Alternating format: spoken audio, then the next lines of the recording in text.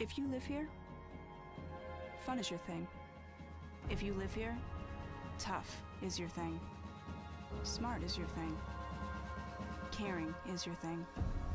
If you live in Massachusetts, community is your thing. Since 1972, the Massachusetts State Lottery has provided over $25 billion to help cities and towns with the things they need most.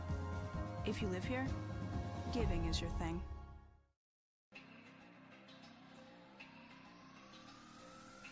My family earns respect. My family clears bases.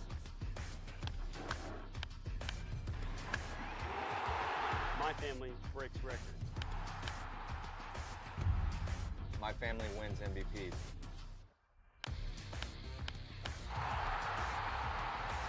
My family gives everything. My family makes history. My family wins championships. There's no family. There's no family. There's no family. There's no family like my family.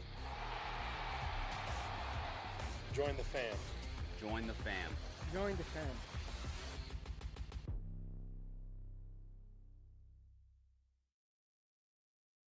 When Alaska Airlines needed a partner for the complex operations of travel, they made the switch to T-Mobile. Our 5G has Alaska Airlines and their customers covered, from major hubs to remote destinations, with 5G coverage ready now for the demands of today and the future. T-Mobile's network powers Alaska Airlines as they deliver next-level care for all customers.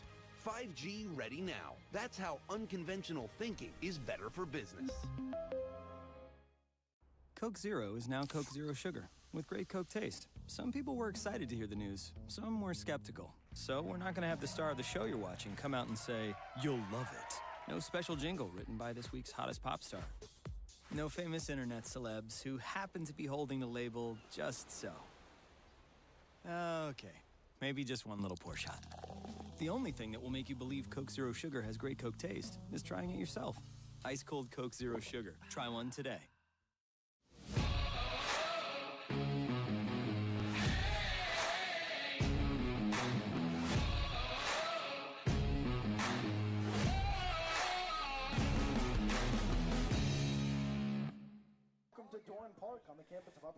Doran Park is the site for tonight's game. The Bourne Braves play host to the Hyannis Harborhawks. It is game 2 of the East Division Finals here in the Cape Cod Baseball League playoffs presented by Duncan. Hyannis with a win tonight will go to the Cape Cod Baseball League Championship for the first time in 8 years. It's been a long time coming for Hyannis. They ride a 1-0 series lead into today's game at Doran Park. So happy to have you along with us, wherever it may be you are tuning in from, alongside Josh Schreiber and Nico Sharp. My name is Michael Kirsting. Producer's back alongside me. We were in for a wild one, the three of us were the last time out against Falmouth, but we come here tonight to Doran Park. Hyannis has a chance to do something special here tonight, guys. Yeah, when you speak about special, you know, if game 1 was any indication with how this whole series is going to look, guys, we're in for a good one. Really good one we saw last time. Hyannis coming out late, you know, seeing it once again, coming back, and just like the game that we called just a little bit ago against Falmouth, the comeback, you know, it just feels like Hyannis is always in it, coming back, having a big 5th inning, getting the win here. Cannot wait for game 2 here. Yeah, absolutely. I mean, the Hyannis lineup really impressed me last time out. And it wasn't the only thing that impressed me. Obviously, we'll get into it in a little bit, talking about the bullpen. But the lineup, only one player in the lineup didn't have a hit. Trey Lipsy is continuing to just be the it factor that this Hyannis Harborhawks team has needed. He's just the unsung hero. You know, going into, let's say, July, no way would you think that Trey Lipsy would be the star of the show come playoff time. And it's nothing against him. We always thought he's a great role player. He can kind of do a little bit of everything. And he's kind of just slowly turned into, like, the guy that you want up in the biggest situations. I mean, it seems like clutch has been Lipsy's middle name. 2 days ago, he hit the go-ahead 2-run shot at home to give Hyannis the lead. against Bourne, a lead that they would never relinquish, to cap off a 5-run 5th inning. They were entering that trailing about 5-2, I believe it was. Yeah, 5-2 they were trailing in that inning. They put together 5 runs, send 9 guys to the plate. It's really epitomized how exactly the Hyannis Harbor Hawks have operated all season long.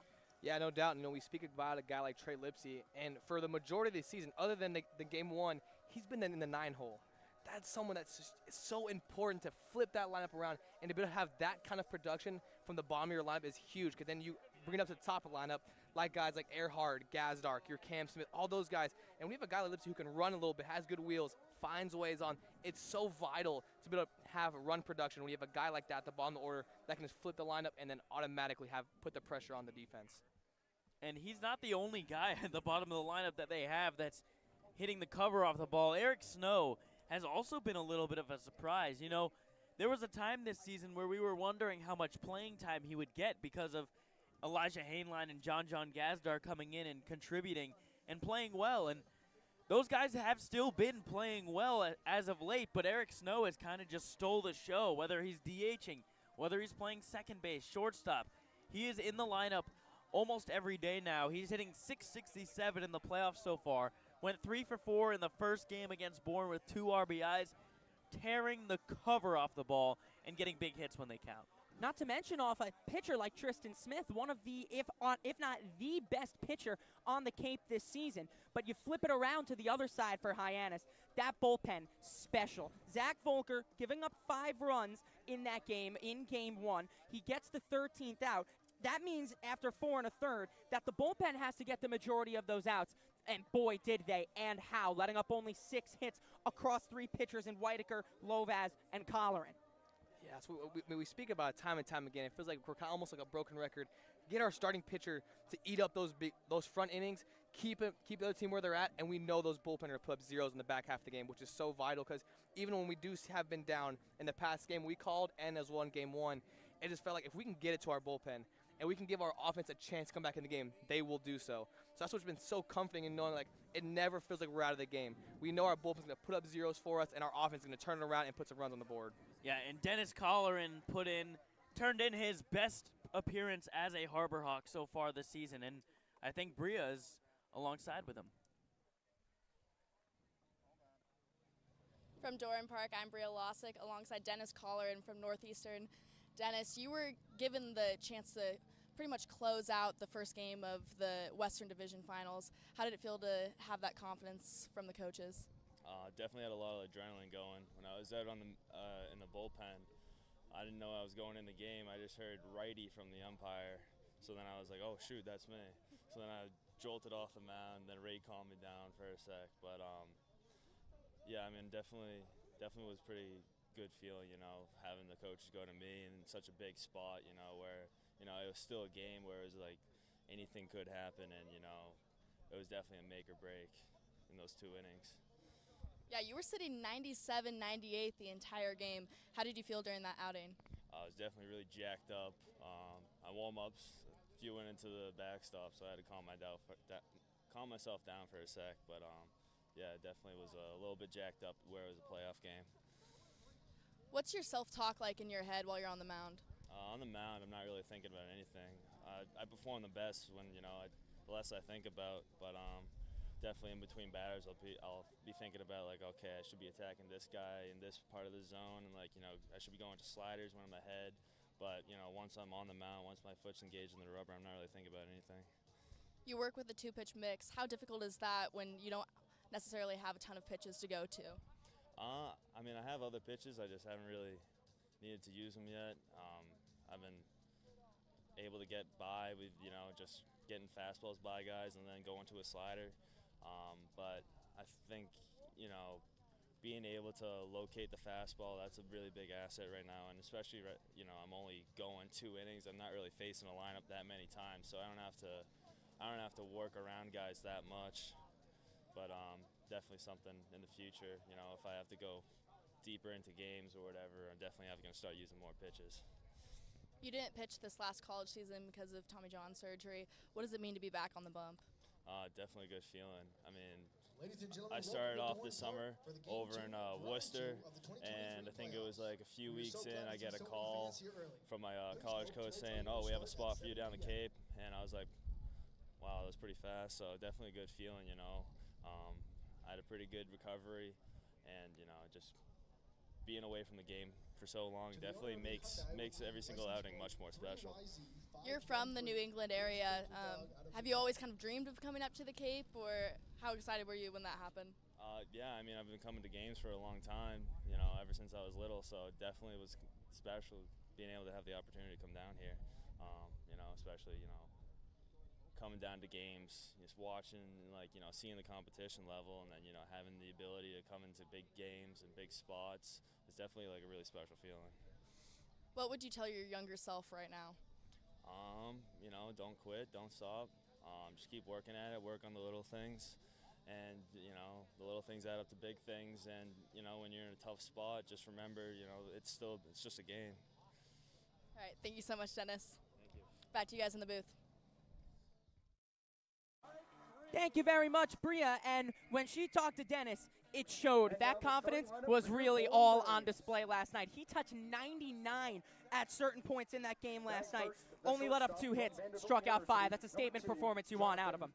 Yeah, absolutely. And Josh, we were talking about this a little bit before. Is when you have that kind of velo, it's not out of the ordinary for a guy to not have a lot of control. Right. What we talked about was so big is, yeah, he was hitting 98. He was hitting upper 90s consistently, but he seemed to be putting the ball where he wanted. He had the arm side, glove side. So, I mean, when you have a guy like that who can work both sides of the plate and put the ball where he wants to, with that kind of velo, it's so dangerous. Oh, yeah. And, I mean, to turn in your best performance as a Harbor Hawk in the situation he did it in, to pick up the save in that game was massive. I mean, you can't quantify it in words. And when he came into the game, he threw 2 balls to the backstop, and we were like, uh-oh, like, what's happening here? Is he playing a mind game or is something up? And clearly it was a mind game, because he was throwing strike after strike after strike, pounding him in the zone, and Bourne had no answer. And really quick before we go to break, got to talk about the pitching matchup here. Mason Nichols for Hyannis back out on the mound against Nolan Sparks. Yeah, Mason Nichols has been so good for Hyannis, at least as of late especially. And it kind of flipped when we went to Hartford against YD, where he had a perfect game through 5 2/3, was just absolutely lights out in that game, working the fastball and controlling that fastball. That's how it all starts. The command of the fastball, and he works his other pitches off of it. And we're coming off an off day, guys, a rain out, a washout yesterday. Our own Jacob Irons spoke with Eric Beatty about what they did with that off day. Pre-game show rolls on here from Durham Park, standing alongside skipper Eric Beatty. Game 2 of this Western Division final. Had an impromptu off day yesterday. Do anything fun, or is it a little bit more relaxing and focusing on today? Yeah, me and the coaches watched a scary movie yesterday, and we went to lunch, and we went to Fenway Park. Went and had a little early dinner in Boston, then went to Fenway Park and watched the Red Sox-Royals game. Sounds like a pretty good off day to me. I gotta ask, what was a scary movie that you guys put on? Oh God, we've watched a few the last couple days. What did we watch? Smile. We watched Smile yesterday. Yeah, it was scary. It was really scary. Yeah, Smile. And then ultimately, let's bring it back here to baseball. Big game here, Game 2, ultimately trying to lock up in this spot, a spot in the CCBL championships. What are you conveying to your guys in that dugout? Keep doing what they're doing. We don't need a press or anything. They're playing good baseball. They have been for a while, so the goal today is to go out and play a good baseball game, and if we do that, I think we'll be 1-0 today. Mason Nichols takes the mound for you. What have you liked out of him so far this year? He's a competitor. He's got a great fastball. He throws his curveball over the plate when he needs to, but he's kept us in every game that he's pitched in. So the offense should have a chance to win tonight, because Mason's gonna keep us in the game. In the other dugout is Skipper Landers, 2 of the youngest coaches, both making it here to that Western Division final. Can you really speak to both, a little bit of that young surgeons coming in here to the Cape Cod Baseball League? Yeah, I don't think there's an advantage to being younger or older. Shoot, a lot of the coaches here probably have forgotten more baseball than we know, but we're both competitive. We love to win. We love to come out and compete every day. Yeah, I mean, kudos to him. It's 2 years in a row he's been in this position, and we've got a lot of respect for him and his team. Well, good luck tonight, Coach. Thanks so much. Thank you. Pre-game show rolls on after this. We welcome you back to Doran Park, just about underway from Doran Park. Nolan Sparks toes the slab out on the mound, and this is the Hyannis lineup that will face him, Nico Sharp. Leading off for the Harbhawks will be Zach Earhart playing right field. Right after will be John Gazdar playing short. Behind him will be Cam Smith in the DH today, a little different. Zach York will be playing first base. Brandon Ike will slide over to third base. And Nick Mitchell playing left field. Eric Snow back at second base. Behind the plate today will be Brody Donay. He will be doing the catching. And in the 9-hole, the man we just talked about will be Trey Lipsy playing center field. And that's the lineup that faces Nolan Sparks, an NECBL All-Star starter. Just a few weeks ago, he makes up his way up to the Cape for the playoffs to start this game for Bourne. Yeah, this is the second consecutive year that Bourne has done this, where Nolan Sparks did not play for Bourne in the regular season last year, came in for the playoffs, and ended up being a big piece for them out of the bullpen. This year, he pitched incredibly in the NECBL for the Vermont Mountaineers, had a 1.16 ERA for them, and that's why he was the starter for them. He's a guy who sits around 92 miles an hour, has a nice slider that plays off of it, nice curveball as well. So we'll see if he can get into the swing of things quickly here in the Cape, because obviously it is a different league than the NECBL, but he's shown in the past that he could be successful here. Yeah, seems like that this has been a guy who's been real successful. The talent will obviously translate it in some ways, but this is a step up. Cape Cod is really the best collegiate league in the country. It will all step up. We see other guys coming from other summer leagues, John Gazdar being one of them. There's been absolutely no learning curve there, but that's not the case for most guys, so we'll see how Sparks goes tonight. But got to expect that his confidence leads straight into this game. Yeah, no doubt, and again, we saw him in this kind of position last year, so whenever you watched him pitch last year, I wanted to see what his mindset looks like, because whenever you watch him pitch last year, it was almost all fastballs. Right. I mean, he was almost 88% fastballs, which is a ridiculous number. He would mix in some off-speed, some breaking balls, but predominantly, again, 88% fastballs is ridiculous. So he's going to work fastballs, he's going to work ahead. Even with 2 strikes counts, he's not afraid to rise it up in the zone or put it on your hand. So definitely a guy who you're going to have to really expect fastball, expect his heater. But interested to see what he does this year going to. Yeah, definitely. And, he can get lefties and righties out. He's got the pitches to do it. He does have a changeup. He does have a cutter that he'll sprinkle in there. But for the most part, it will be a fastball. It's, 4-seam, maybe a little bit of arm side run, but mostly straight. A slider that he throws for strikes quite often, as well as a chase pitch, and then the curveball, which he really likes to get some swings and misses on. So we'll see if the Harbhawks can lay off of some of those pitches out of the zone, because if there is a weakness to Sparks' game, sometimes he can lose some command and walk some guys. So that has been what the Harbhawks have been so good at doing. They've been so good at battling in ABs. Zach Earhart is going to start it off and have some of the best at-bats we've ever seen in the playoffs here. So really excited to see them. Worked 4 walks, 5 walks overall yesterday, 4 of them coming off of Tristan Smith, and that's what attributed in part to that 5-run fifth. John Gazdar working a big walk, Elijah Hainline working one to start that inning off. As Sparks finishes, or just about ready to finish his warm-ups, and we are just about ready as Hugh Pinckney, the catcher, throws down, and we are just minutes away from Game 2. And I do want to talk about this lineup real quick before we get going.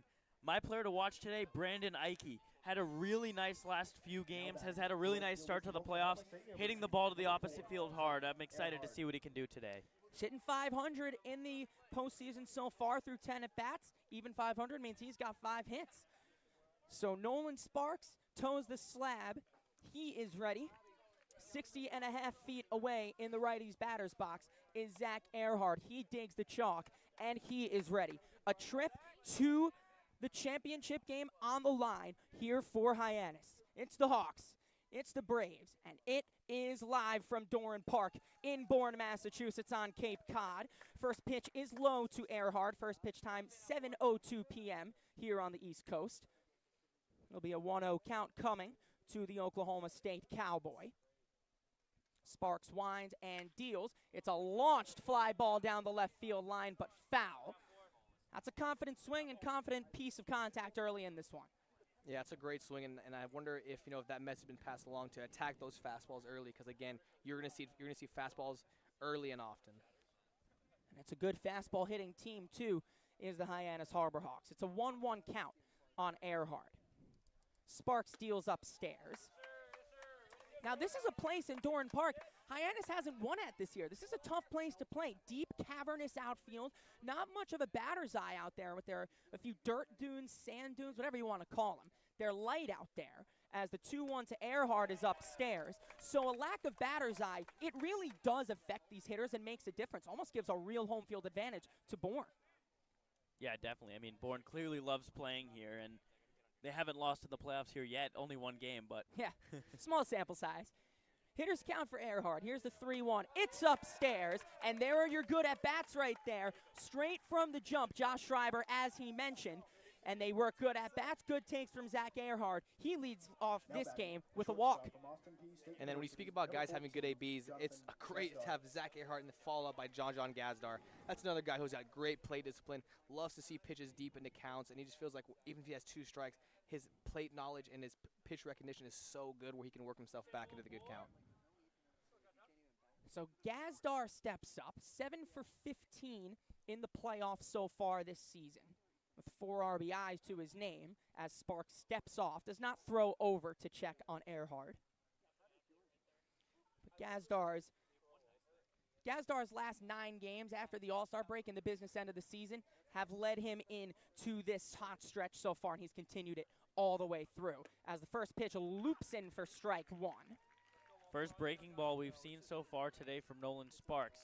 Obviously, he's going to work those pitches in eventually. He just didn't know if it would maybe be in innings in the future, I guess. It'll be an 0-1 to Gazdar. Sparks deals outside. Now 1-1 the count with Earhart leading off first. I think that might have been a little bit of a cutter there from Sparks. Mentioned that he does throw it a little bit, but not his go-to pitch. The 1-1 from the Austin P-Man is on the ground to third to Eblin, and he's misplayed, and it rolls all the way through. Wide turn from Earhart at second, but he stays put as Gazdar reaches. Hawks already in business here in the top of the first. 2 on, nobody out. Yeah, that should probably be a hit, and it looks like they did rule it a hit, as that ball just kind of went over the glove of Eblin. Would have been a very difficult play. Took quite a high hop, but first and second, and the Harbor Hawks are in business now. Yeah, it's a tough break for Eblin. You know, he's playing even with the bag right there. That's just a chopper hit straight into the ground and just bounces right over his head. Can't really do much about it. Just where he was playing, he's not going to be able to make that play. And now up steps the Pro Prospect of the Year on Cape Cod, and Cam Smith won that league-wide award. The first pitch to Cam is on the ground to third again. He'll step on third for 1, fires over to first, and the throw is offline. The tag not applied. So Smith reaches. They will get the force out in Earhart at third. Runners now still on first and second, only with 1 out for Zach York. Yeah, Hyannis catches a little bit of a break there, as that probably should have been a fairly easy double play for Eblin, just kind of making that throw on the run after stepping on third. It is a long throw, and he just airmailed it. Yeah, good work from Garrett Michelle to come off the bag at first to make sure that ball doesn't get by. We'll talk about the defense after this pitch to Zach York with runners on first and second. Swing and a miss.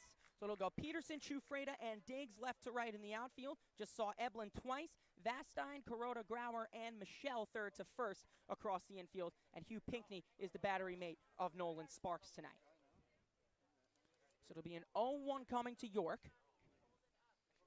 Played just about half the season for Hyannis and made his impact felt from day one as it's on the ground to second. Kuroda Grauer flips for 1. Vastine onto first, and it's a double play. Hyannis had their chances, but 2 timely ground balls from Nolan Sparks get them out of a first inning jam. We're through a half. Hawks nothing, and the Bourne Braves coming to bat here at Doran Park.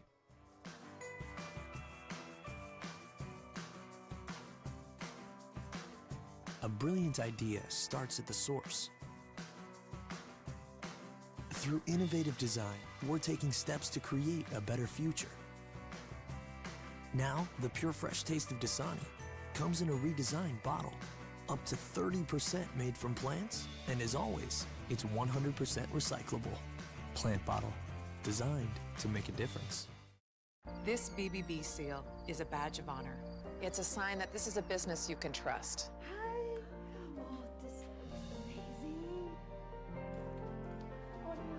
Each year, millions of people see the BBB seal on a door or a window or a website and breathe a little easier. See the seal and know you've made the right choice. Find a business you can trust. Ask BBB.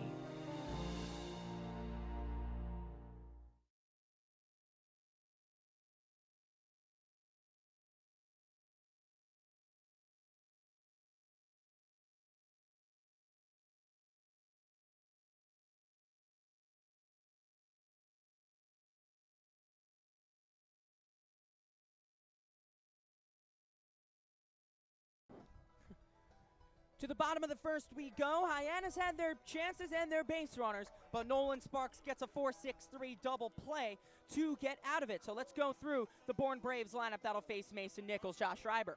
Jonathan Vastine leads off for the Braves, followed by Josh Kuroda-Grauer, and then Kendall Diggs in the 3 spot.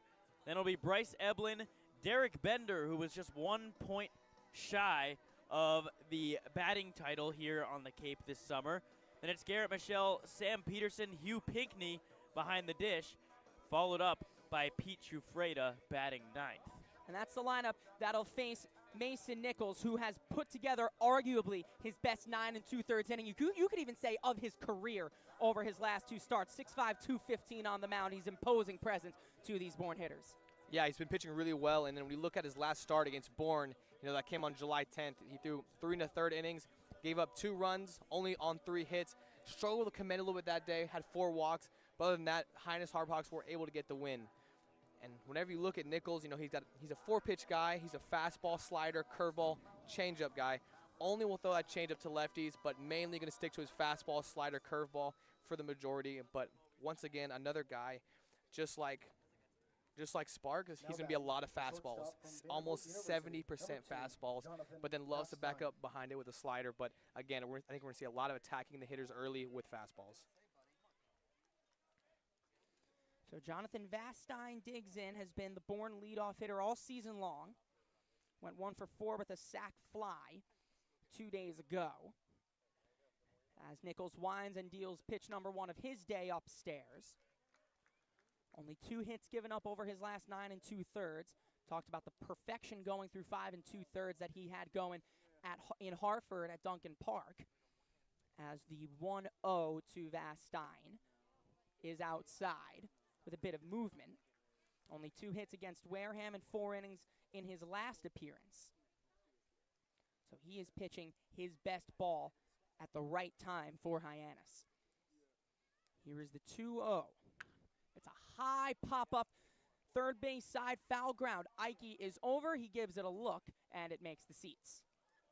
But yeah, you mentioned it. He's pitching his best going into the playoffs. No other guy you'd want, with the West Division Finals on the line here with Game 2. I mean, this is the guy you want. He's pitching so well. He's attacking hitters, able to use his whole arsenal in any count, and he's a guy who's pitching with confidence right now.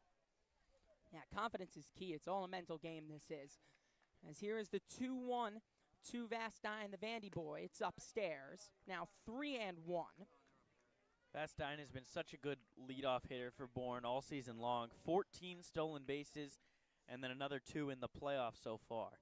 Yeah, the run game is going to be big here for Bourne. We talked about it in Game 1, having to have that controlled as the 3-1 is upstairs. So he does his best Zach Earhart impression and starts off the bottom half, the home half of the first, with a leadoff walk, just as Earhart did in the top. Yeah, nice at-bat there by Vastine. Both pitchers struggling to throw strikes in the first batter of the game. Nothing out of the ordinary. Sparks did a nice job to get out of the jam. Let's see if Nichols can do the same. And you just talked about how Vastine is a guy who can run. Running is how Bourne gets their runs, manufacturing themselves. Long set from Nichols. He deals the first pitch to Josh Kuroda-Grauer inside. Kuroda-Grauer hit a home run in Game 1. A nuke at that. Yeah, it was right after Pete Chufreda hit his. Came as part of a 3-run third inning for Bourne. Big response for them at that stage in the game. As here's the 1-0 to JKG. It's inside. So that's 2 batters in a row that have started off 2-0 to start this game off for Nichols. Yeah. Kuroda Grauer is a guy that only hit 190 in the regular season, but so far in the playoffs has been maybe Bourne's best hitter, 7 for 14 with 2 homers. All it takes is a flip of the calendar sometimes as they check back at first on Vastine.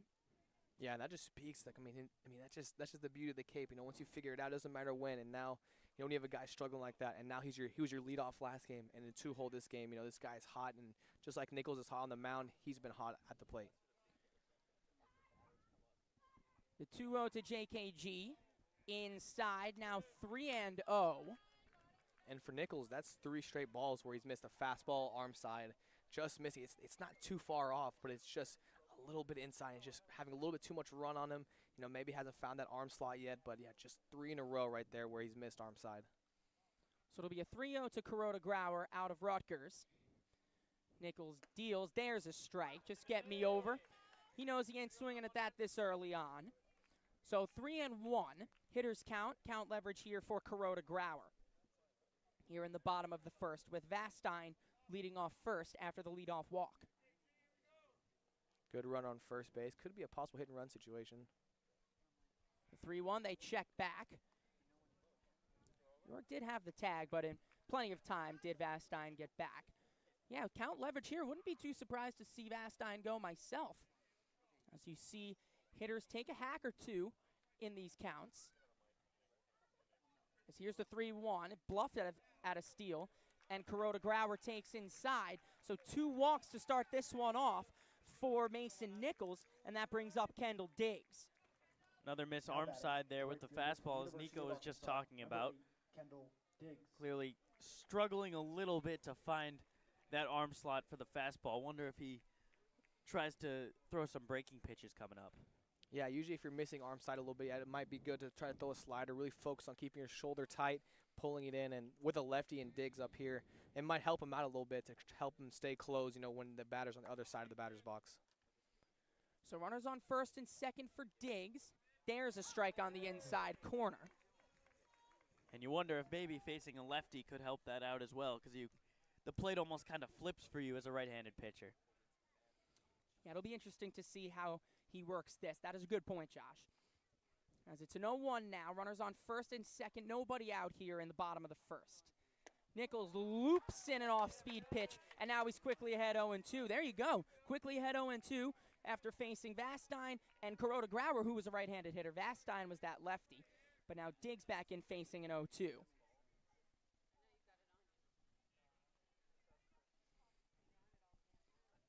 Nichols sets at the belt and deals spiked in the dirt. Good stop by Donay with the glove.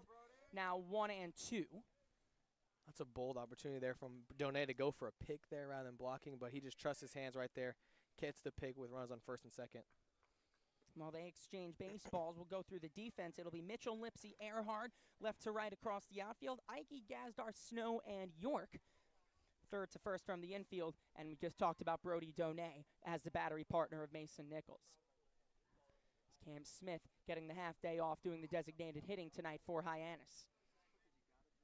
It'll be a 1-2 to Diggs. Moved up to the third spot from game 1. He was in the 5 in game 1. Here is the 1-2. It's a knuckler off behind third, and it's going to dunk in, and it's a fair ball down the right field line. Rounding third and scoring is Vastine, as he had a good beat on it all the way, and he is a good runner himself. Just a knuckler bloop single down the third base line for Kendall Diggs. And don't matter where you put him, don't matter how hard you hit him, as long as they're between the white lines. It's a 1-0 Bourne lead. Yeah, it seems like when we're on the call, there's a lot of softly hit balls that end up being base hits, and I say that for both teams. That one, 57 miles an hour off the bat, in on the hands, and just a great job by Kendall Diggs to pull those hands in and go the other way. Taking the Falmouth approach was Kendall Diggs. That was just a bloop single, maybe 2-3 feet inside the foul line down the third base line. First pitch to Bryce Eblin misses low.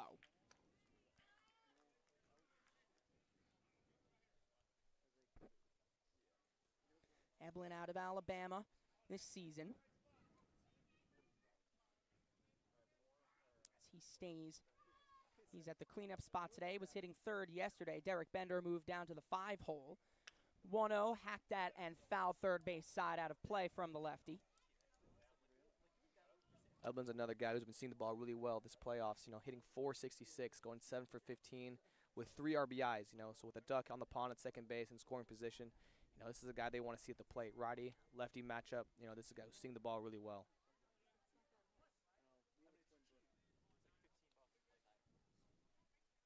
Out of Tuscaloosa, hit .268 on the year. Limited due to injury early, but he's back and playing.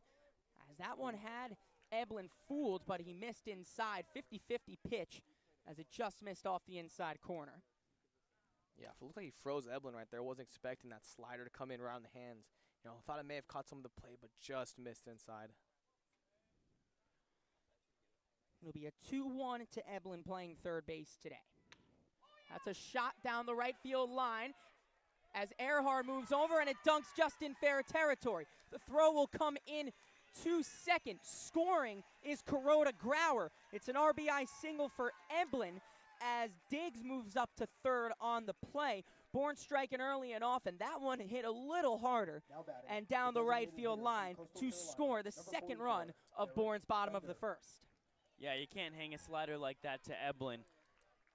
Upper middle part of the zone, and Eblin kind of just went with it and roped it down the right field line. Lucky it stayed in the park, but a nice job by Earhart to get that in quickly and limit it to a single.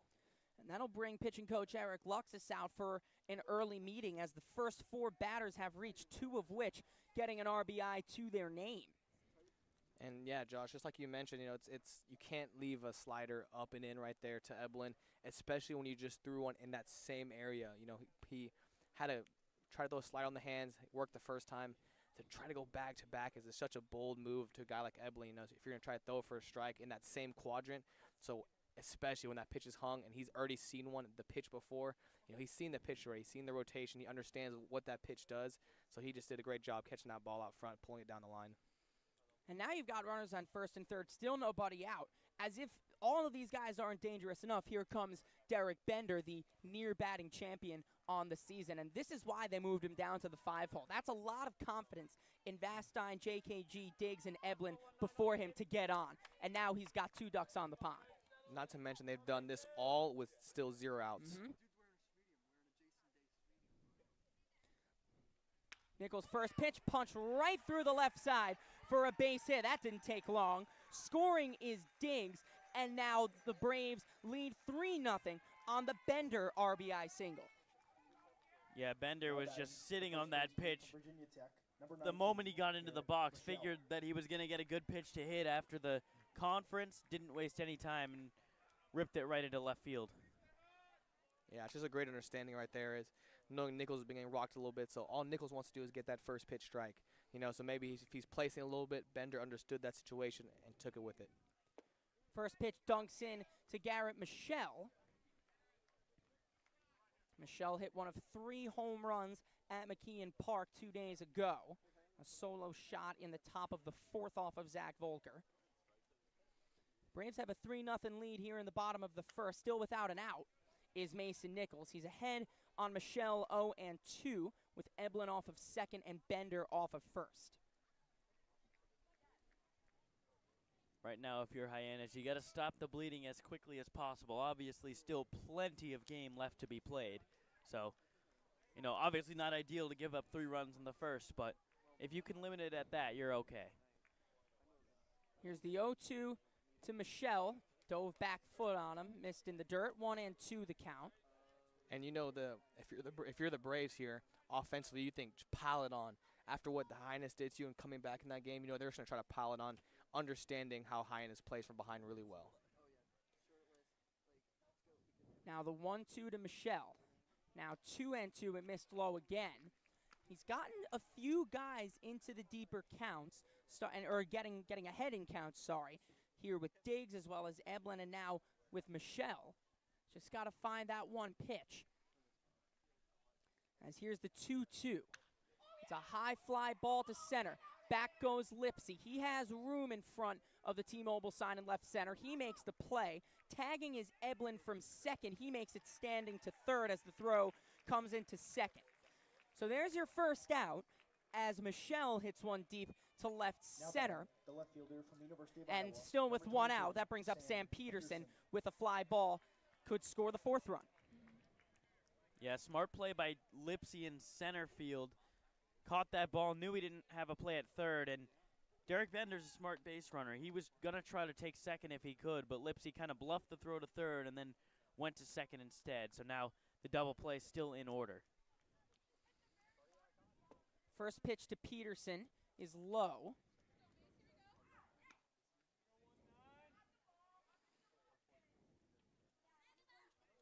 Just below the knees from Nichols. He's got runners on first and third. Now finally one out for him after the first 5 batters all reached. 2 walks and 3 singles in straight succession. Bender dances off of first, and they'll just keep him in check. Yeah, York just tell him, hey, step off right there. You know, you have Bender dancing and trying to get his timing off. He seemed to be creeping off a little bit, trying to get a good jump, and York smartly said, hey, just step off, step off. The 1-0 to Peterson, way upstairs over his head, and did it hit him? I think it did, as Eblin was breaking for the plate, but the play is ruled dead. Might have nicked him on the top of the helmet, so Nichols losing a lot of command here as he now loads the bases after nicking Peterson. Yeah, looks like Hyannis has some movement now in the bullpen with just 1 out, bases loaded. Don't want to let anything get ugly now. Yeah, this is going to be a big AB here. Base loaded, only 1 out. And a big swing here could change the game completely and make this game ugly real quick.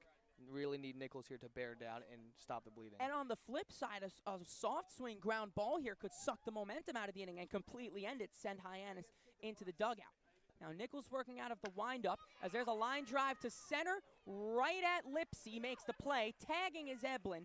He will score. It's a productive out for Hugh Pinkney as it's a sac fly to center. And now Bourne leads 4-0 here in the bottom of the first. Now batting, the center fielder. Yeah, another just really hard hit ball for Bourne, but if you're Nichols, got to get through this hitter here. If you don't, there's a good chance they decide to go to the bullpen with Tony Roby warming up out there.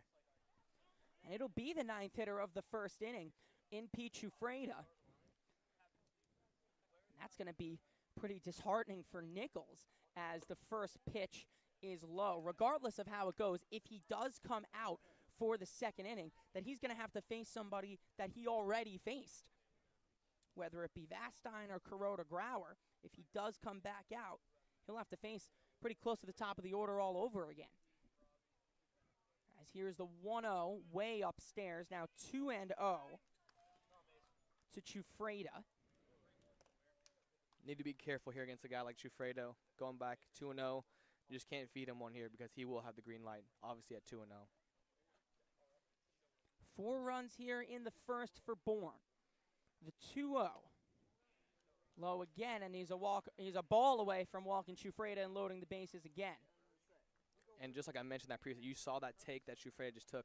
Really aggressive take. I mean, he was hoping that it was going to be a fastball on the inner quadrant and he was going to make him pay. So I don't hate that 2-0 off-speed pitch. The 3-0, there's a strike on the outside corner to make it 3-1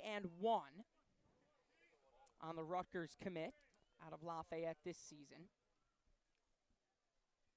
Set the program record in home runs with 13 for Lafayette, did Chufreda, and he loses him with an off-speed pitch high as Nichols really laboring through this first inning.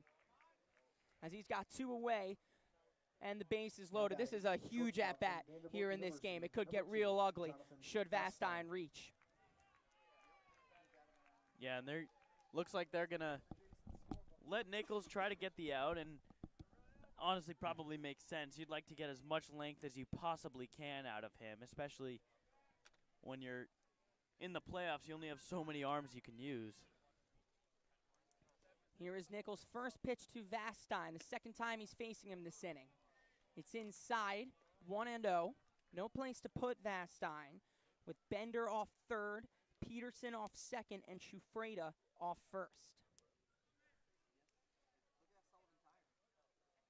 Nichols breathes, works from the windup with the bases loaded, and deals upstairs. Now 2-0. Vastine walked in his first at-bat just a few minutes ago, and he's ahead here 2-0.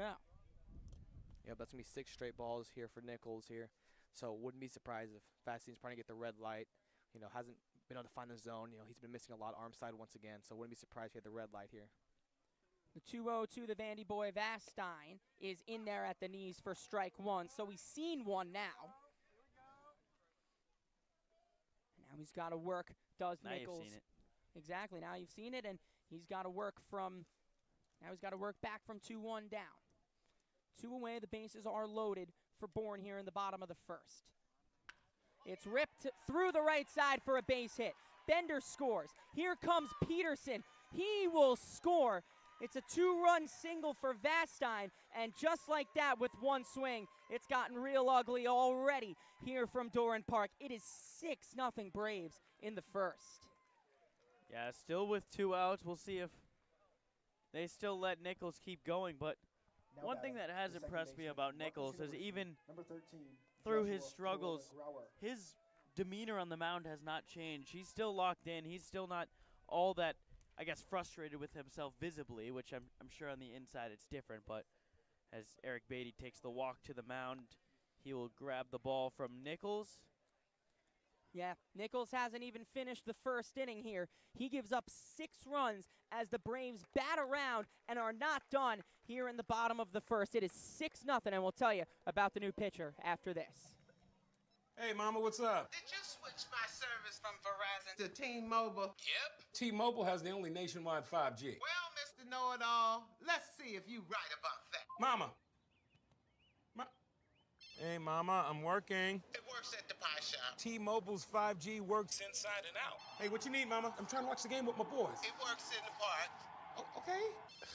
Mama? It works at the aquarium, in the parking garage, at the beach, in the elevators. It works in the movie theater, too. Oh, shush yourself. I'm talking to my baby. You're driving me crazy. I was just calling you to say thank you, baby. I love you. I love you too, Mama. Yes, Mama. It works in the kitchen. Tell Mama. Mama? 5G, it works in the club. Who are you in a club with? All about it. Tell Mama. Well, that's not the start that Hyannis fans were hoping for. Mason Nichols does not get out of the first inning. He leaves with runners on first and second, having let up 6 runs in just 2/3 of an inning, handing the ball to Tony Roby. Yeah, Tony Roby coming out of Texas State, you know, a guy we've seen more and more later in the season. You know, he's a guy that, you know, if you're going to want a guy to eat up innings, he's going to be that guy. You know, he's a 5-pitch guy. You know, mostly it's going to be fastball, slider, curveball, and changeup. That's what he's most going to rock with. So that's a guy who can eat up some innings. But the way the Bourne Braves are swinging the bat today, and just like, I mean, even in Nichols ABs here, he was throwing good pitches, putting tough sliders on back foots and locating fastballs. They're just swinging the bat so well and really being patient in the box. So that's a dangerous team right now for Roby to come into. Yeah, Roby has struggled a little bit this season, has not been here all that long, just 8 2/3 innings pitched for the senior from Texas State, but 7.26 ERA and 4 games played, 2 games started, 11 strikeouts, 3 walks, 13 hits.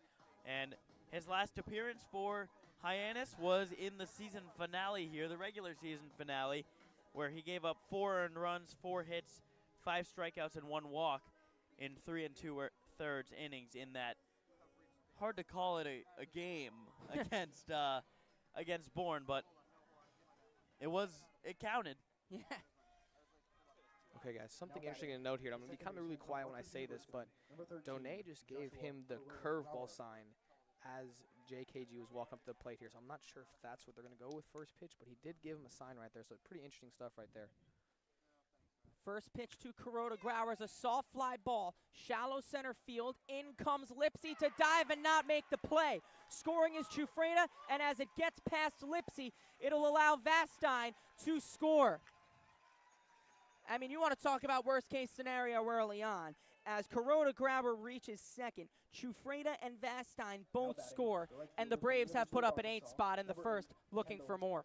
Yeah, just unfortunate there. It was not a bad pitch whatsoever. Lipsy doing everything he can to run in on that, covered a ton of ground, just barely out of the outstretched arm as he was diving head first for that ball. Now up steps Diggs. As Roby misses up and away.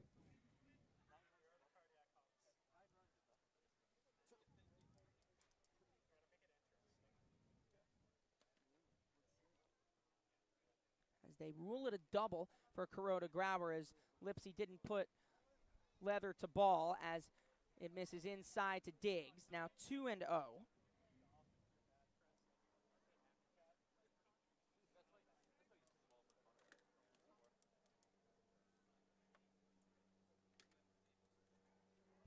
Now the pitch to Diggs, dunks in for a strike. 2-1 the count on Diggs. If you're just joining us, well, you've missed quite a bit, but we are still in the bottom of the first inning. Your ears won't deceive you. The Braves have an 8-0 lead as it's a soft line drive into center field, and there's another one. Scoring will be Kuroda Grauer, and the Braves, they don't want to give the Cardiac Hawks any chance at this game. They lead now. Your ears did deceive you, actually, when I told you the score. It is now 9-0 to the Braves, still here in the bottom of the first. Yeah, Roby tried to go back-to-back sliders there, and once again, when you have guys like Diggs, they're going to see the ball so well. So once they see that slider the first time, they're going to be on time for the second one, and we saw it again there. Yeah, it really wasn't hit that hard at all. It was kind of just a bloop hit, bloop single out to right field, but Diggs did a nice job muscling it out there. Eblin ropes one to first. There is York, and finally it's over. A big cheer from the big crowd on hand at Doran Park as the Braves put up a 9 spot here in the first. We go to the bottom of the second with 24 outs left to be played. Crazier things have happened, folks. It's the playoffs here on Cape Cod. But after one, the Braves lead 9-0. We all have obstacles, challenges at different points in life. I still push myself every single day, and the harder I push myself, the more I find myself drawn to wearing UFOs. The first time I put on a pair of UFOs, it was like someone released the pressure. It was so crazy.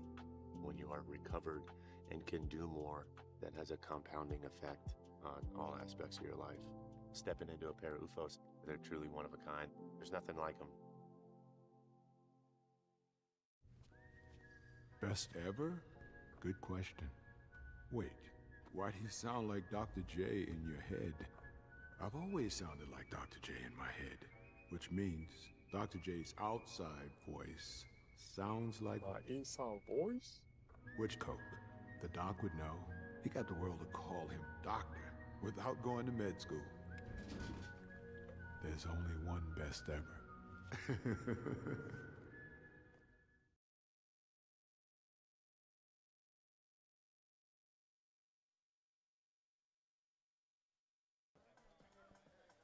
So let's go to the top of the second. Well, fellas, the Cardiac Hawks have a 9-0 deficit going into the top of the second. Plenty of ball to be played, but boy, that is not the start that you would have wanted. A huge response now necessary out of Hyannis. 9-run deficit, but this is what we do. Yeah. And if it's going to happen, I guess, I'd rather have it in the first inning. We understand what's in front of us. Now we got to go. Yeah, and that's got to be the message from Coach Eric Beatty to these guys. They know the situation, and what's a better time than to send yourselves to the championship than to have your biggest comeback of the year? Boy, that would be a statement that could put the country on notice. As it starts with Brandon Ike, and Ike starts his at-bat by taking strike one right down the middle from Sparks. Now, if you want to start trying to find some positives, Sparks probably hasn't thrown in almost 20, 30 minutes. He's cold now. So if he doesn't find that release point, that's something Hyannis can jump on. But he's got it so far. He nailed the fastball down the middle, and good off speed gets Ike to tip it. He's quickly ahead 0-2. You're going to have to expect Sparks to go right after these hitters. You have a 9-run lead. The message in his head has to be, hey, we're gonna have you eat up some innings here. Be huge for us if they're going to try to go to game 3. So expect him to go right after these hitters. Already a fastball-heavy guy, so expect to see that here. 0-2 to Ike is upstairs. Now, if you can get these Hyannis fans back into this game, I mean, anything can happen. We've had the noisemakers, we've had the cowbells at McKeon Park, as well as at Gov Fowler Field. So you energize the fans here as Ike fouls it into the screen. That can be a key to getting you back into it. They energize the players, and that could even bring down the massive crowd on hand here at Thorne Park. Yeah, sometimes it just takes one swing of the bat to get things rolling, and there have been so many times where it's just been one big hit sparked the offense. As it'll be a 1-2 to Ike, as Sparks misses it in the low end in the lefty batter's box. That's not a tough one. That's not an easy one to block, but Pinckney frustrated with himself that he didn't block it. Counts now 2-2 on Ike. I'll tell you what, the bad boys are still locked in, so we have to be, right? I mean, Connor right there working real hard to get that pass ball. Great job once again by Connor. Here's the 2-2 to Ike. It's ripped down the right field line, and that's a fair ball down the right field line. Ike rounds first. He will come into second standing with a leadoff double, and now he stays hot on the playoffs. Could that be the one to start it here? Yeah, I mean, Ike, that one in on his hands, and it looked like he was a little surprised that stayed foul. He actually didn't fully run out of the box until I don't think he knew exactly where the ball was, and then it ended up landing just a couple feet fair, and it's a leadoff double. And that's exactly what you want from a leadoff. After them putting up a 9 spot, need that leadoff guy on. That's a great job by Ike. First pitch to Nick Mitchell's popped down the third base line. Eblin giving it a run and called off by Vastine, who makes a really nice play. Had to reach back a little bit over his shoulder. That's normally the shortstop's ball coming at an angle, and he makes a really nice play to put away Mitchell for the first out. Now batting. That was so impressive by Vastine. He just covered so much ground to get to that ball that was really not that high of a pop-up. I mean, he only had, 4 or 5 seconds to get to it, and he did so with the hat coming flying off and the lettuce flowing. The lettuce flowing, I like it. They raised those Vandy boys right as the first pitch dunked in for a strike to Snow. Vanderbilt University, one of the historic college baseball programs. As that's what I'm referring to. They're called the Vandy boys, for those at home who are unaware. But Vanderbilt, a perennial contender, as Vastine at the center of their program right now, as Snow flies one to right. Back and under it is Diggs to make the catch. Tagging from second is Ike. He will reach third. And after the leadoff double, Sparks has worked back really nicely because that could have been your momentum starter if you could string 1 or 2 together. He's gotten the next 2 in quick succession in Mitchell and Snow, and that brings up Brody Donay. Yeah, such a great response there by Sparks, understanding to keep going right after these hitters, really challenge them. But this is going to be so huge for the Hawks to try to scrap one here and just get on the board. All you got to do is try to chip away. You have so much game left. Chip away. You're not going to get 9 runs in 1 inning. Chip away. Donay fouls the first pitch back. Where did that go? That made a real thudding noise, and I didn't see it. Oh, did it hit the top maybe? I see. Well, regardless of where it went foul. It's an 0-1 count on Donay, with Ike leading off of third. Hawks' first run is 90 feet away, as Donay pulls back as the pitch ran inside on the hands. It's 1-1.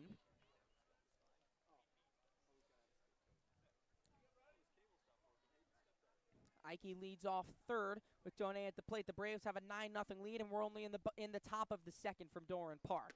There's a swing and a miss. Donay was trying to do it all with that swing, but he swings right through it, and Sparks is ahead 1-2. Yeah, fastball up and away. Donay really tried to go up and get it. And a really big swing there. Try to try to put 2 runs on the board for the Harborhawks. It's where Donay likes it. All 3 of his home runs hit this year, or actually 4, have been up and away. 1-2 way upstairs. Now 2-2 the count. Now you have to put this 9 runs out of your head. It's so tough to do that, but now just focus on playing the way you normally would, because just playing that Harborhawk baseball is what's going to get you to score those runs. And then once you're back within sight, maybe you can think about it. Here's the 2-2 to Donay. No check down at third. He did hold up, so no check necessary as the 2-2 went in the dirt. Now the count is full on Brody. And Michael, that's a good point you made there, though, about not focusing on the 9-0, because even if you lose this game, right now, if you're Hyannis, your goal is just to build up some good momentum going into Game 3. That was one of the big parts of winning Game 1, is that you kind of have, you know, not all the pressure on you right now. So obviously it will be tomorrow, but build those good at-bats and see the ball well going into tomorrow if that's how this game ends. Yeah, absolutely. Just stringing at-bats together and just kind of have a get it to the next guy mentality. You know, work your good AB, trust the guy behind you that he's going to work a good AB. Again, you're not going to score 9 runs in 1 inning, so just work AB to AB, 1 at-bat at a time. Find a way on. Find a way on. Okay, he got on, now you find a way on. Just get it done. Start producing runs. Try to find a way to scrap runs at any moment you can. So no pitcher was thrown in any of that, because I guess they charged Pinckney with a mound meeting despite not going out there. I think that's what the signal was to the screen as Donay fouls it back, stays alive. I think it was Brody Donay called a timeout. Oh, he did. So, okay. Yeah. Okay. Oh, that was signaling the 1 timeout. I see. Yeah, got the word from the earpiece there, right, Josh? Yeah, Yep, in our ears. Okay. In our ears. Jacob Irons in the truck. From the production truck, yep. The payoff to Donay tipped in the screen again. And these are the kinds of at-bats now, especially if you can get a result out of it. That's energy infusing right there. Get it to the next guy. Do whatever you can to stay alive. And a hit here would score a run. A walk, or any way Donay can get on base would extend this inning.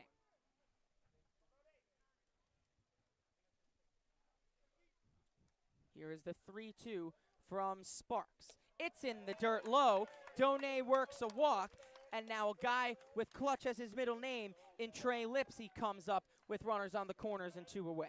Such a great at-bat from Brody Donay. You know, Sparks was doing whatever he could to try to get him out there. Raised the bar, dropped it back off speed, changed his eye level. Brody had some really good active takes there, and then had another good one with that fastball low in the dirt for the walk. That might have been the best at-bat I've seen Donay have. Really the best complete at-bat we've seen him have of all summer. I mean, it's been something he's been working on, is laying off the curveballs in the dirt, laying off the high fastballs, and he did a great job in that at-bat.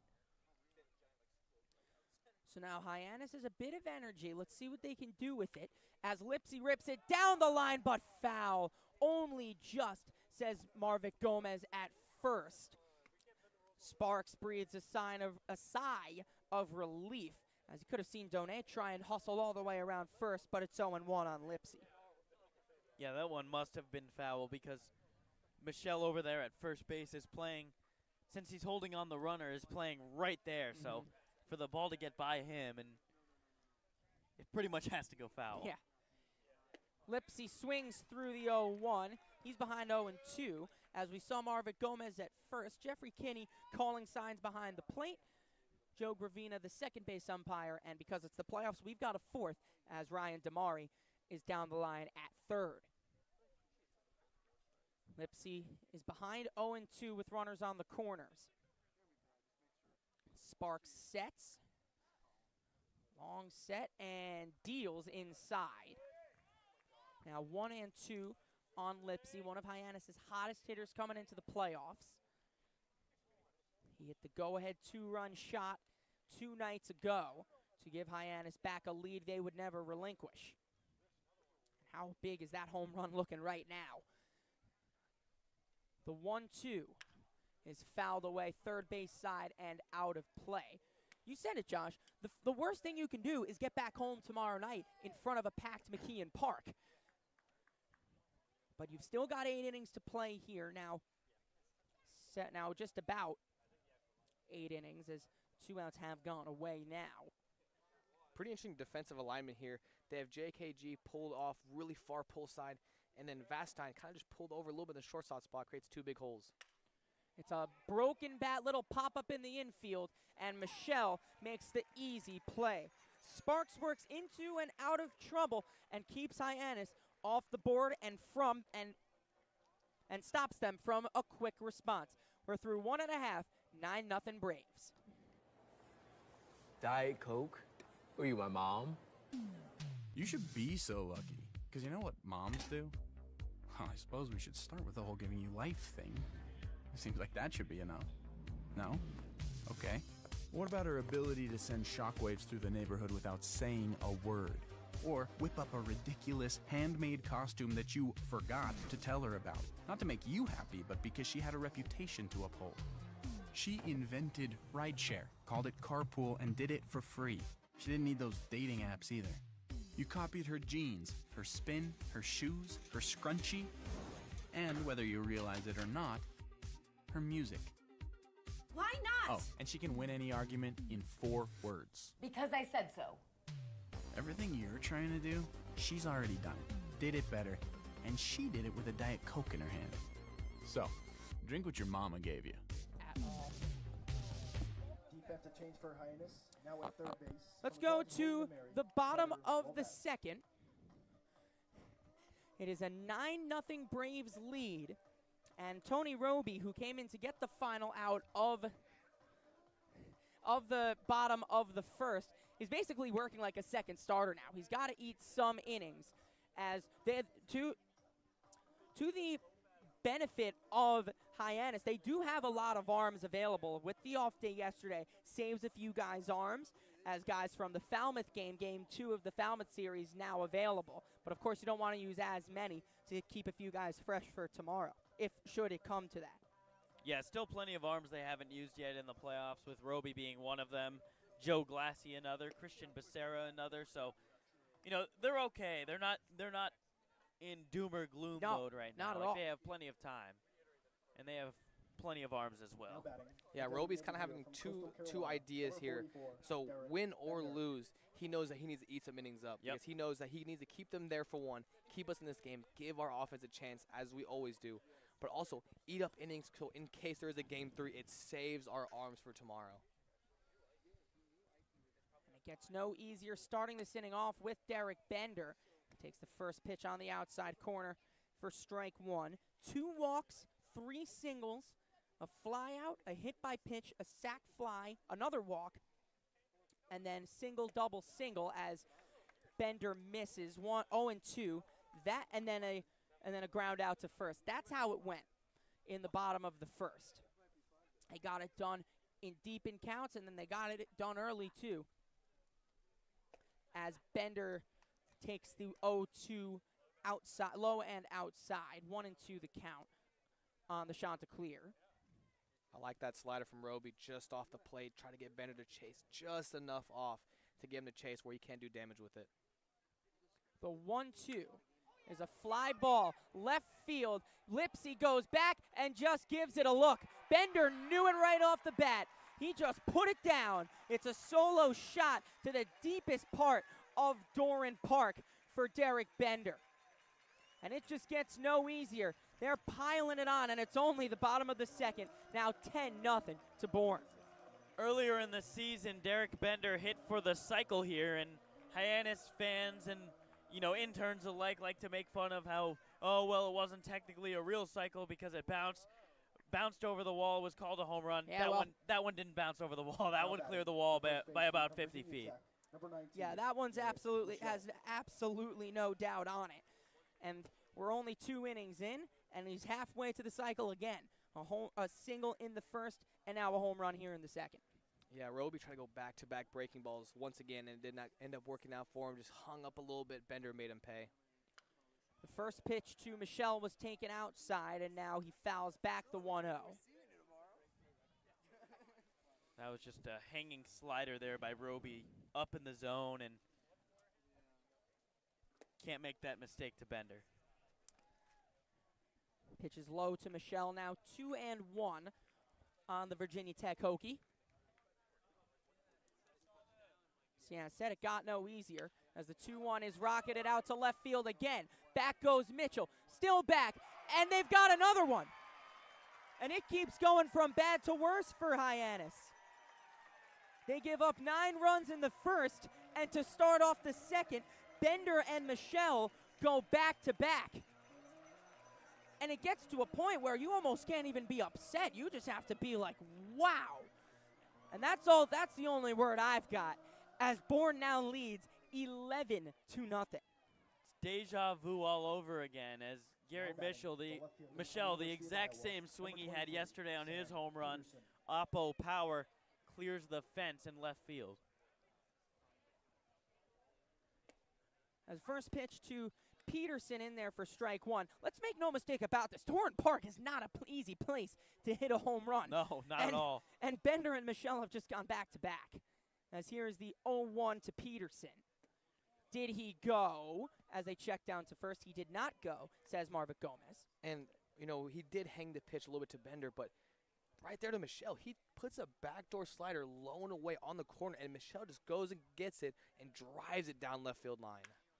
Ripped into left field, in comes Mitchell. This time a bit more on a line as opposed to a fly.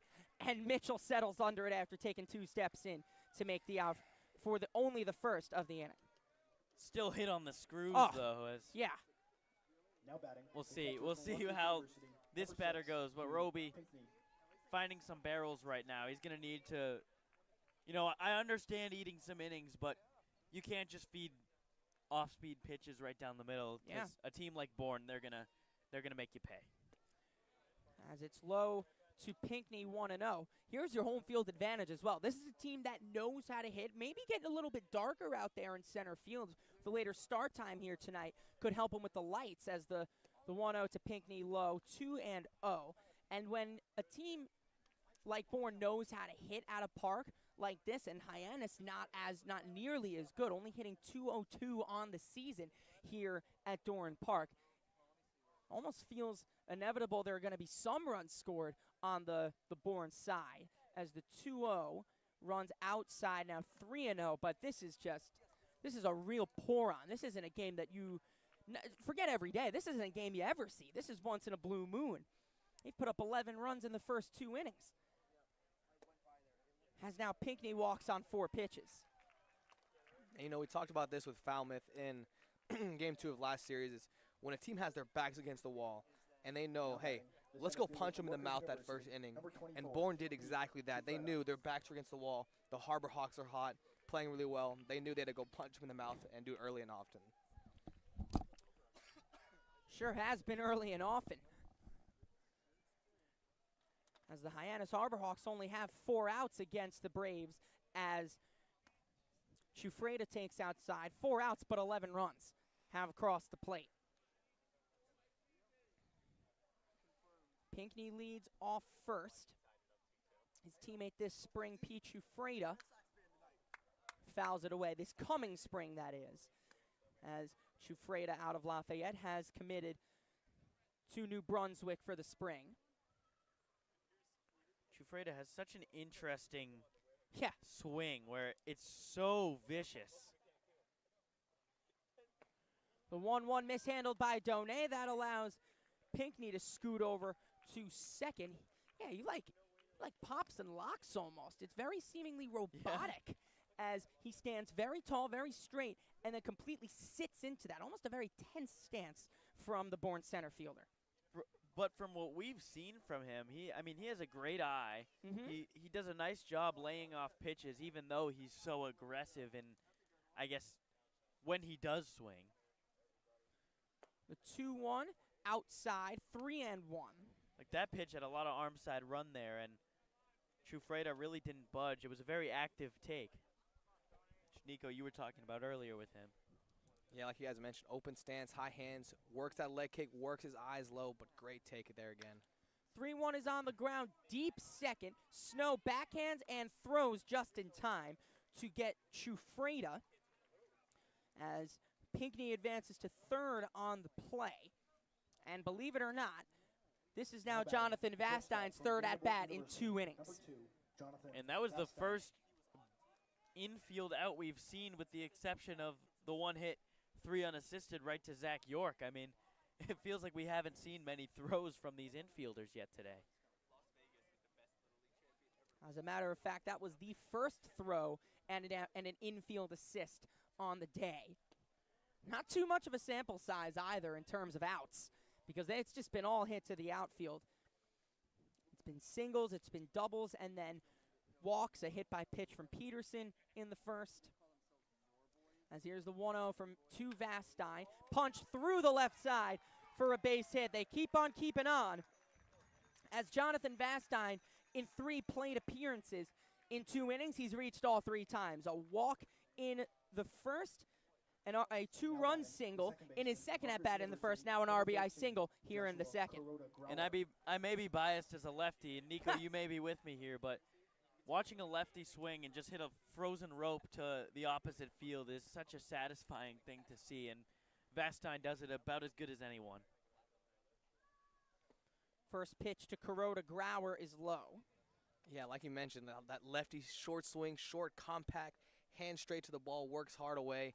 Such a beautiful swing, just textbook. That's the way you teach, as to hitter to go opposite field right there. Here is the 1-0. Roby deals. It's low. So 9 runs in the first inning. And as if that's not enough, you've got now 3 here in the second. That would have been enough of a response, just these 3 here in the second for Hyannis to have to make, as the 2-0 is low. Now 3-0 to JKG. Now, Nico, with Vastine, one of the few guys from Vanderbilt on the Cape this year, but I don't know, being a guy from Texas, at least for me, as I'll let you call the pitch, Michael. 3-0 is low. 4-pitch walk to JKG to keep the inning alive. That brings up Diggs. But being from the Northeast, Vanderbilt, as Michael alluded to, was kind of just like the destination. It was like when you were in Little League, you were like, oh, one day I want to go play at Vanderbilt, which obviously, at least for me, was extremely unrealistic. But, that was the place to be. I don't know if you had a similar experience, if it was more UT for you. No, absolutely. I mean, Vanderbilt, obviously, schools like UT are also on the list. But whenever you take a look at Vanderbilt. First pitch to Diggs is low. Yeah, whenever you take a look at a school like Vanderbilt and the program that Coach Corbin has, I mean, he's done a great job. And then, obviously, as you get older and you start watching guys like, the big year was the Dansby Swanson, Walker Bueller, Rhett Wiseman that year. I mean, watching those guys play, under his coaching staff. 1-0 is chopped. It trickles foul. 1-1. Watching that program, and then you have guys like earlier, that David Price, a Sonny Gray, so you just see him make it, but it just seemed that a team that likes to have fun. I remember there's one video on YouTube called Vanderbilt Shenanigans, and you just watch those guys and how good they were. I believe it was Dansby's freshman year, so he wasn't even the dude yet, but whenever you just watch the team, how they have fun and how they stay loose and how they play the game, that's a fun way to play the game. That's how it should be. And Dansby Swanson was my first introduction to any college baseball at Vanderbilt University. Here's the 1-1 to Diggs. It's up the middle and through for a base hit. Rounding third is that Vandy boy Vastine. He will score. It's an RBI single for Diggs, and that's all 3 times. He has now also had 3 plate appearances in 2 innings, and all 3 times he's come through with an RBI single. Yeah, just another great at-bat by Kendall Diggs. He's a guy that can use the entire field. He puts together productive at-bats pretty much every time we play Bourne, and it's very impressive to see. And Grant McNew, if you're listening, shout out to you, big Kendall Diggs guy, Arkansas. I'll ask a question after this. I should have asked Grant a while ago. As the pitch is grounded to second, I'll ask the question after this. As Snow goes the short way to Gazdar to step on second to get the force. Eblin was the 9th hitter, so in the bottom of the third, Derek Bender will start it off again. 4 more runs for Bourne here in the bottom of the second. We're through 2. Your ears don't deceive you. 13-0 to Bourne. That chip on the shoulder, that started at a very, very young age.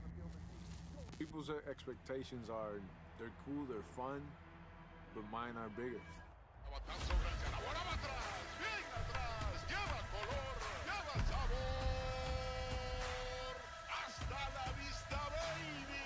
When you play in New York, they want to see winners. It doesn't matter if it's a Monday or a Friday or a Saturday. You got to come with it, or those fans will let you know. pick one thing from me, pick one other thing from another player, make it your own, determine to who you want to be. What motivates me is the unknown. You know, how good can I be? You get away from the lights, you get away from the camera. Mientras más presente yo esté en la caja de batería, más éxito tengo. Man, how can you not keep it fun, man? This is a kid's game. If you could go back and tell 10-year-old Francisco one thing, what would it be? Be a bad mother.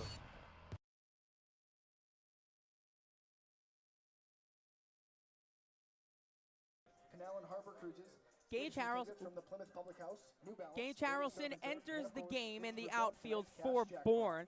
Yeah, when they've got a 13-0 lead through 2 innings, you may want to rest some guys as they are expecting to win this and send this to Game 3. Do you want to continue the conversation we had last inning, though? I should have asked Grant McNew this in the time that he was here. Maybe I did.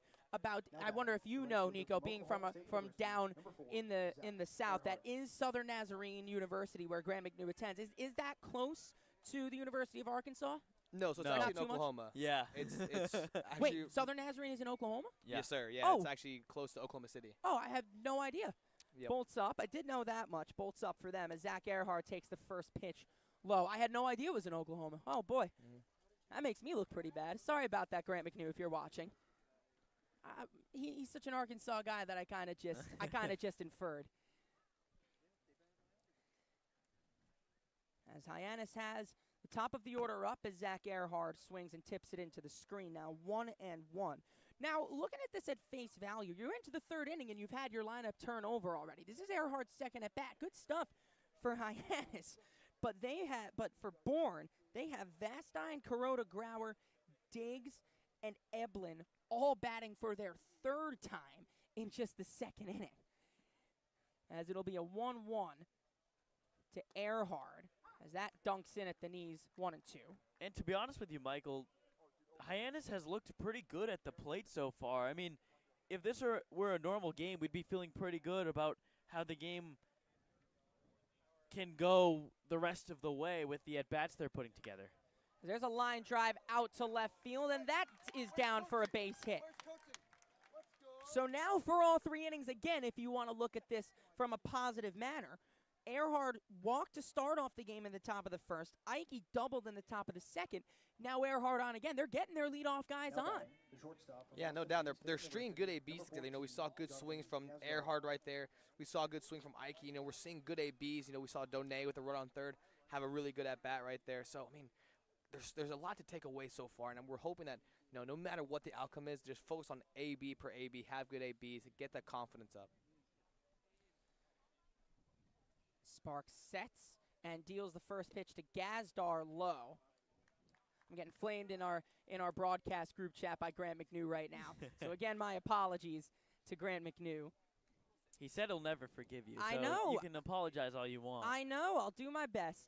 I'll do my best to get some forgiveness out of him as Pinckney calls time to have a conversation with Sparks. But yeah, you said it, Josh. From a Hyannis standpoint, offensively, though they haven't had the runs, they've had runners on every inning. They've gotten walks and singles out of Earhart. They've gotten doubles and walks out of Ike and Donay. So there are chances there. You can't even say that this is the worst looking from an offensive standpoint. As we see sometimes Hyannis, it takes them one or two innings to get into the game. And once they start scoring, it's just when it rains, it pours. So not all that bad, but on the other side, it's just the pitching has let up 13 runs. Yeah, no doubt. And I think that's when we get overlooked is, you know, into the first 2 innings, we've had 2 guys on base in both those innings. You know, 1 hit to a double play, and the other one there was 2 outs. So, you know, we're finding ways on. Now we just need to be able to find those ways to play it at home. 1-0 to Gazdar, big swing and a miss. Don't see that too often. No, especially not this postseason. As Gazdar singled in the first. So it's a 1-1 to the governor out of Austin Peay. Sparks deals inside. Now 2-1. Yeah, I was just going back to our conversation we had before. I was never really a college baseball guy when I was younger, But yeah, Vanderbilt University was my first big, like that was the program for me. But I love how much the game has grown now that you see guys wanting to go elsewhere, as the 2-1 is just laced very softly into center field. Speaking exactly to how John Gazdar, he can get on base in any way you want him to, as he just pokes one right back up the middle for a base hit.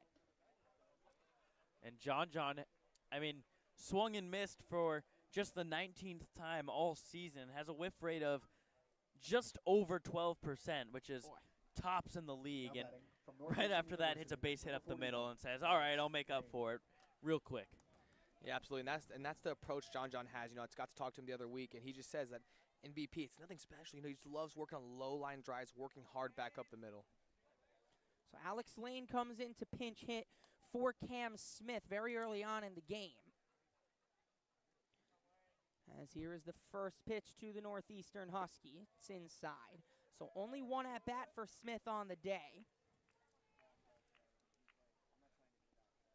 I'm feeling an opposite field lane train base hit here. I just felt it. Let's see. So it'll be a 1-0, runners on first and second for Lane. As the 1-0 is chopped back up the middle, Vastine flips to Kuroda Grauer for one, on to first. It's a double play. I'm not opening my mouth again. Earhart advances to third, but 2 runners wiped out, and quickly 2 away. That brings up York. The first baseman from Grand Canyon University. Yeah, Nolan Sparks really working hard down in the zone. You know, we're seeing time and time again where we're getting on top of the baseball, hitting the ball straight in the ground. I think that's 3 or 4 opportunities right there where we've hit the ball straight in the ground, where the infield is easily able to make a play. Already 2 double plays here in 3 innings. York takes the first pitch low, and that speaks to Sparks' timely pitching as well, executing the correct pitches at correct times. Got York to ground into a 4-6-3 double play back in the first to end that top of the first inning. As here is the 1-0 to York, just outside, now 2-0.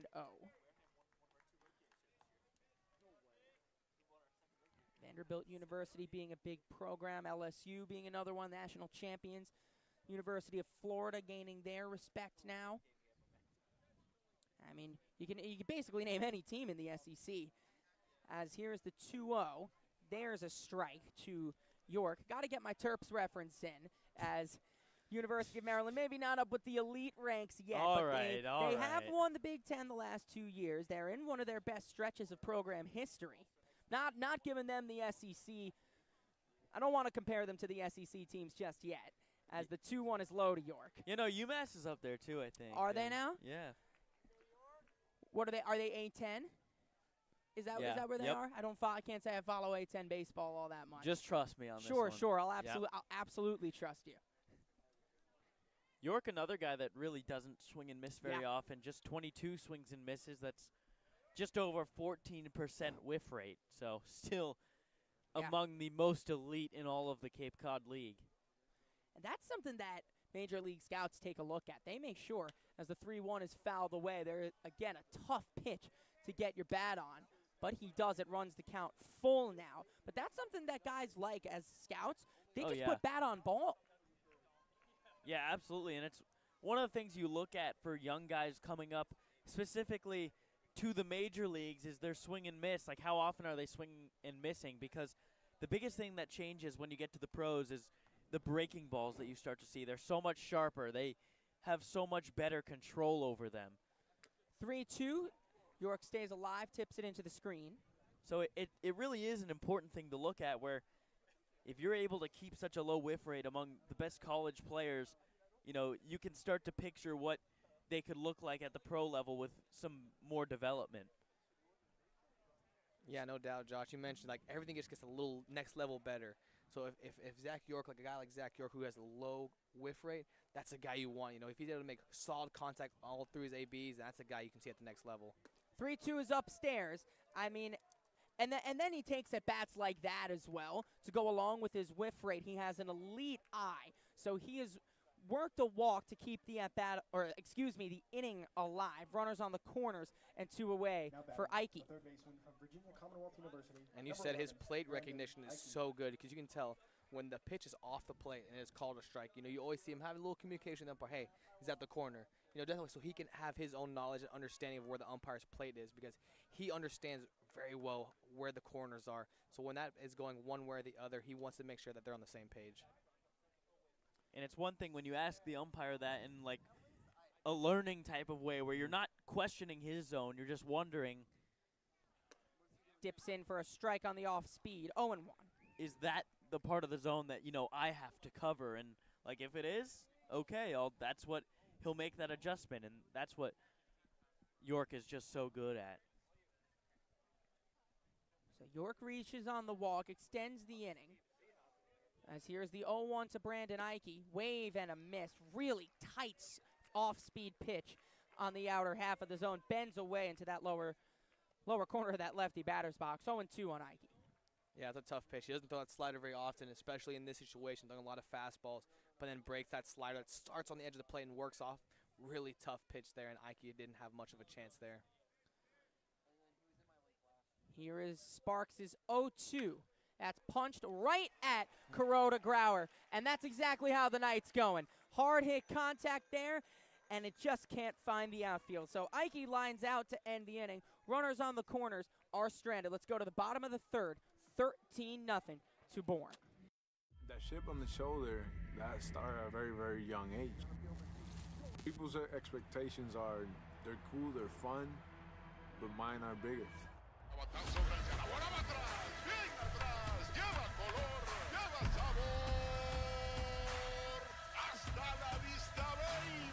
You know, when you play in New York, they want to see winners. It doesn't matter if it's a Monday or a Friday or a Saturday. You got to come with it, or those fans will let you know. Pick one thing from me, pick one other thing from another player, make it your own, determine to who you want to be. What motivates me is the unknown. You know, how good can I be? You get away from the lights, you get away from the camera. Mientras más presente yo esté en la caja de batería, más éxito tengo. Man, how can you not keep it fun, man? This is a kid's game. If you could go back and tell 10-year-old Francisco one thing, what would it be? You're a bad mother. To the bottom of the third we go. So if you're Hyannis here, you've let up 9 runs in the bottom of the first and another 4 in the bottom of the second. Just get your team in the dugout at this point. It's about as bad as it's gotten. It only could get worse from here, but it's now a 13-0 lead after 2 1/2. So now Roby can even just try and play around with some certain things at this point, just see what works and what doesn't. Yeah, wouldn't be surprised if Coach talked to him and said, hey, we need you to be real good here.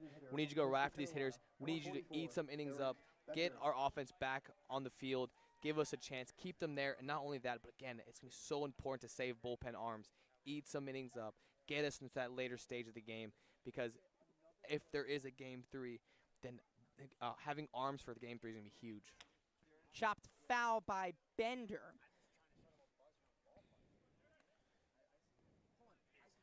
"13 batters sent to the plate in the first, and then 9 sent in the second. A batter away from batting around in both innings. As here's the 0-1 to Bender. Swing and a miss. He led off last inning with a solo shot. Just in case people don't know the mentality that the baseball fans have for the Harbor Hawks, Cole Velez is walking around just trying to get a buzz going. Hey, we've done this before. We've been down before. And so he understands how the Harbor Hawks have been all season. Fouled away. Now still 0-2. You know, although this is a pretty big deficit, this is also in the earlier stage of the game where they understand that they can make a run. They can still string some hits together, hold them here, and just give us a chance. And our offense, you never know what our offense can do. This would be one of the best comebacks at any level of baseball anyone's ever seen. Could they make it?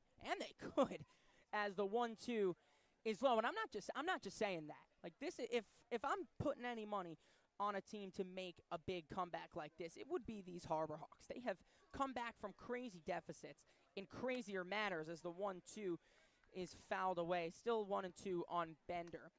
Saw the 6-run ninth against Katuitt back in June. that they eventually won 7-6, and they had only one hit coming into that inning. Through 8 innings, and they go on and score 6 in the bottom of the 9th to send it to the 10th, as that's skipped by Roby, now 2-2 on Bender. Hey, we scored 3 6-run innings as Connor beats out the Bourne ball boy. And who says being a ball boy is not a contact sport? Connor putting in the work. There was some helmet-to-helmet contact, and the umpire had to stop play for a moment to make sure the Bourne ball boy was okay. Luckily, he is.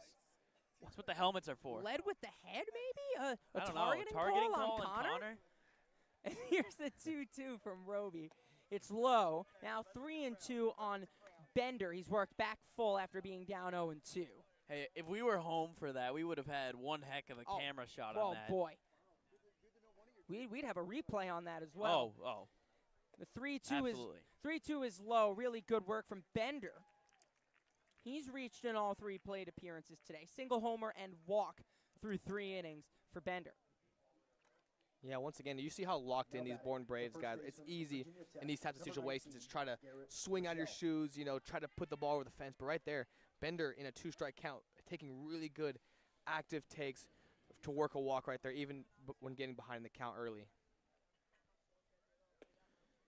Pitch catches the outside corner to Michelle. I mean, they're taking a page out of Hyannis' book, talking about, always say our Luke Combs offense, when it rains, it pours. I mean, how about 9 runs in the first inning? That's a monsoon.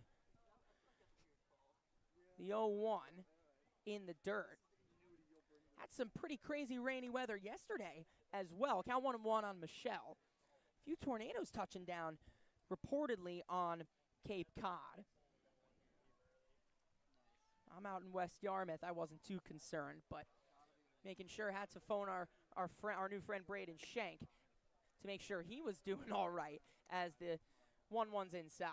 Yeah, because there was a tornado that landed off of Cape Cod in Wareham right near, so we had to make sure to give him a call.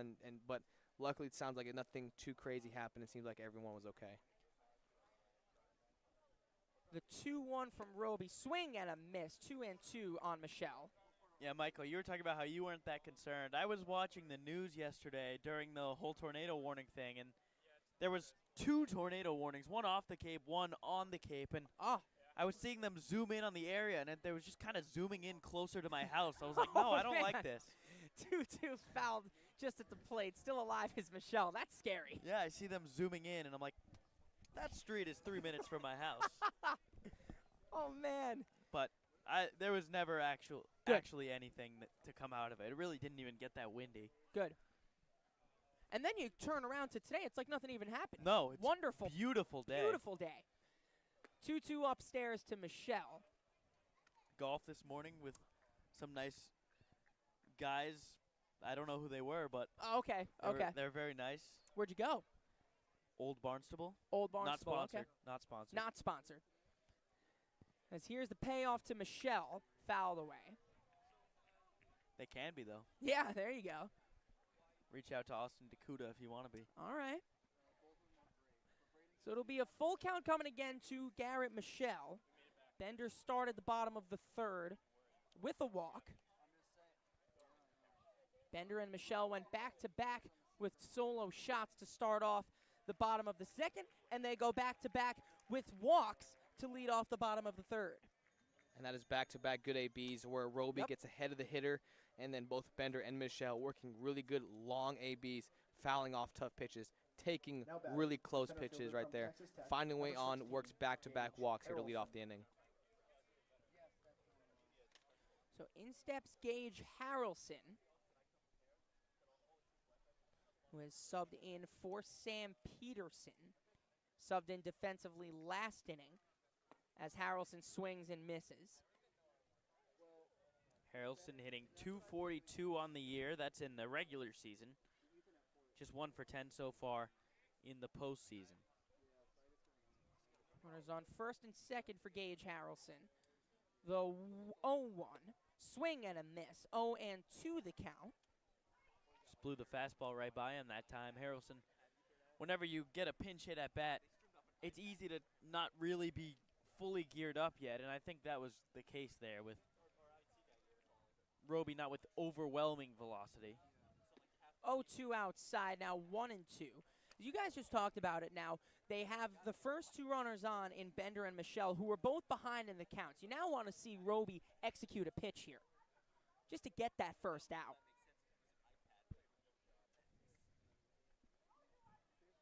As here's the 1-2 to Harrelson. It's upstairs.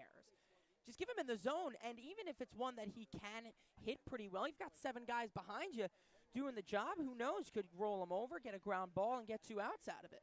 Absolutely, and in this situation especially, you don't want to waste pitches. You know your job is to eat up innings here, get deep into this game, so you want to go right after these hitters. The 2-2 dives out and away, and a full count again as Harrelson works himself back to a 3-2. Yeah, I mean, once again, third AB in a row where Roby gets ahead and just needs to finish him off right here. Just go right after him, challenge him, make him beat you against his pitches. So the count is full on Harrelson. One more ball would load the bases. Here's the payoff. Went at him there, and he's fouled it off into the screen. To Michelle's credit, he worked a real good at-bat, fouled off a few pitches, but in the end, he did work that walk. You definitely want to see him execute a pitch that at least gives himself a chance, even if it's a fly ball. You can still get an out of it. Absolutely, and both hitters, didn't have an easy walk. Worked really good at bats against Roby, and then worked the walk deep in the count. Payoff is into center field, and Lipsy has to back up, let it fall in front. As Bender holds, maybe even out of a bit of respect for the scoreboard, as it's a hard single up the middle by Harrelson, and that brings up Pinckney with the bases loaded. And Hugh Pinckney, as Eric Beatty is going to saunter out to the mound and make a change. And how about we talk about Hugh Pinckney when we get back? Yeah, absolutely. We'll tell you about who the new Hyannis pitcher is as Tony Roby departs with the bases loaded. And we'll tell you who the new Hyannis pitcher is after this. Hey, Mama, what's up? Did you switch my service from Verizon to T-Mobile? Yep. T-Mobile has the only nationwide 5G. Well, Mr. Know-It-All, let's see if you right about that. Mama. Hey, Mama, I'm working. It works at the pie shop. T-Mobile's 5G works inside and out. Hey, what you need, Mama? I'm trying to watch the game with my boys. It works in the park. Oh, okay. Mama? It works at the aquarium, in the parking garage, at the beach, in the elevators. It works in the movie theater, too. Oh, shush yourself. I'm talking to my baby. You're driving me crazy. I was just calling you to say thank you, baby. I love you. I love you too, Mama. Yes, Mama. It works in the kitchen. Hell, Mama. Mama? 5G, it works in the club. Who are you in a club with? All about Hell, Mama. So still in the bottom of the third, nobody out here for Bourne. They've already put up 9 runs in the first and 4 runs in the second. And now Tony Roby has departed with the bases loaded. Bourne looks for a little bit more as they will now face Griffin O'Connor. Yeah, Griffin O'Connor has made 1 appearance for Hyannis this season, and it was actually, again, in the regular season finale here against Bourne. He went 3 innings and a third, gave up 2 earned runs, 6 hits, 1 walk, and faced 16 batters and no strikeouts. A guy out of Dedham, Massachusetts, so a local guy, and he's a senior from Assumption College. Now pitching for Hyannis from Assumption Yeah, whenever you College, look at this guy, you know, again, Griffin he has O'Connor. the pitch arsenal to eat up a lot of innings. Fastball, slider, curveball, changeup guy. Really sharp breaking, vertical break, curveball, hard cutting slider. This is a guy who can eat up a lot of innings, and he's going to try to do so here in early stage of the game, try to get deep in the game, just as Roby was trying to do. Because there is a little bit incentive here. There's always incentive in a baseball game, wherever you see it, is that there's, if you want to say that, jump to the conclusion that there will be a Game 3 tomorrow, if you can get these guys out of the Hyannis bullpen, they won't be used tomorrow. The high leverage guys, Sivley, Obermuller, they've seen Colleran last night, but lefties like that who are matchup guys, very high leverage guys as well. Knock them out tonight. Force Hyannis to use them tonight. That gives you the edge in Game 3 should it happen. And not only that is, this gives Griffin O'Connor a showing in the playoffs right here.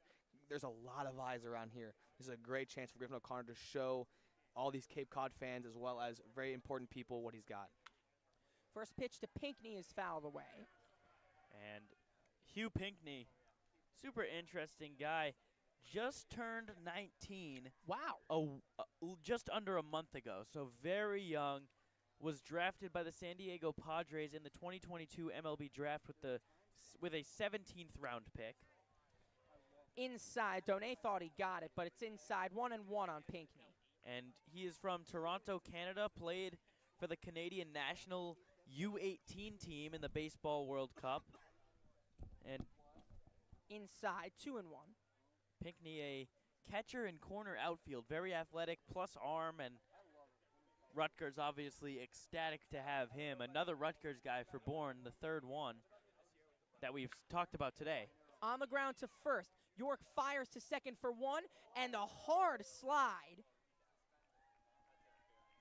It's interference. As they are going to call interference. Was waiting for what the call was, and as they pointed on to first, they will call interference on the runner, who I believe it was Harrelson, who was going from first to second.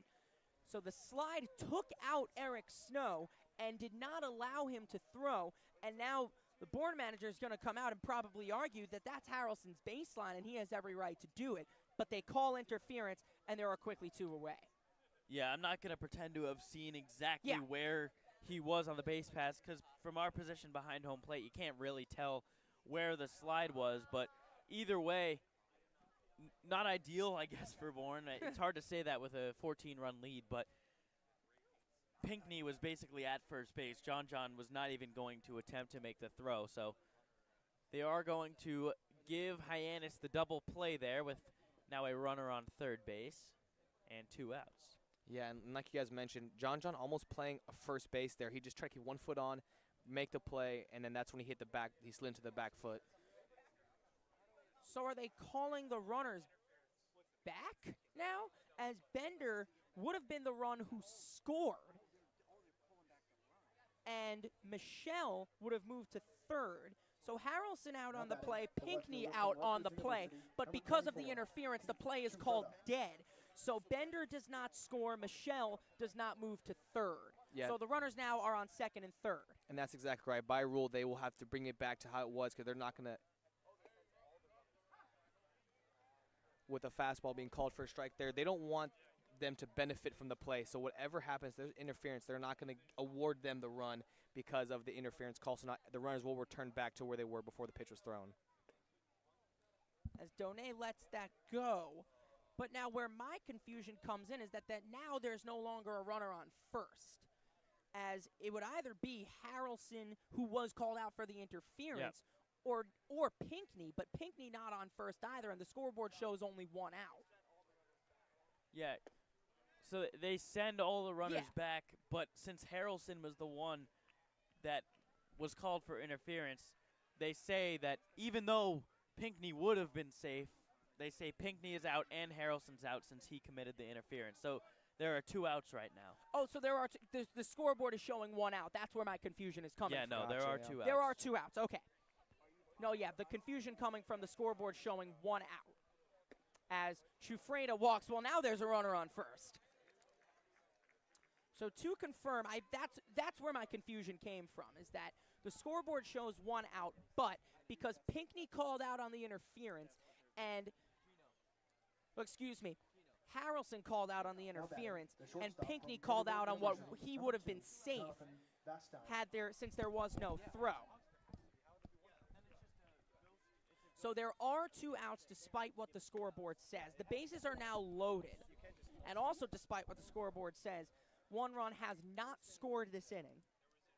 So it is still 13-0 to Bourne. As Vastine fouls it back.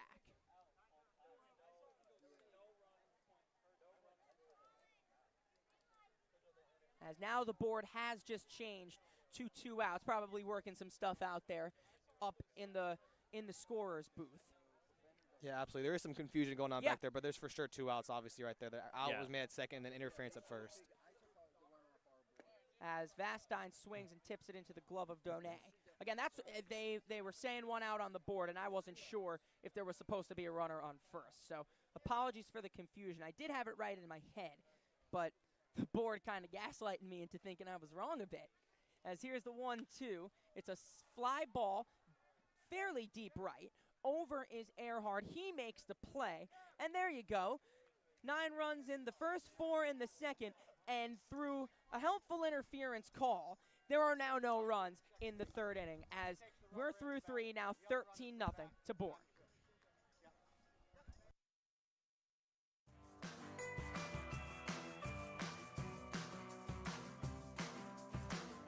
A brilliant idea starts at the source. Through innovative design, we're taking steps to create a better future.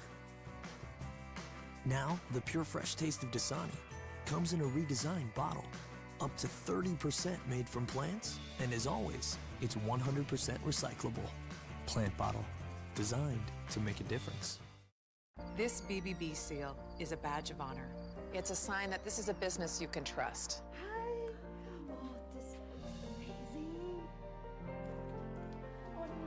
Each year, millions of people see the BBB seal on a door or a window or a website and breathe a little easier. See the seal and know you've made the right choice. Find a business you can trust. Ask BBB.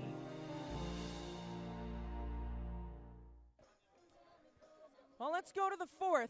It is a 13-0 Braves lead after a bit of confusion with the interference call in the official scoring. Hyannis do hold Bourne to a scoreless third inning.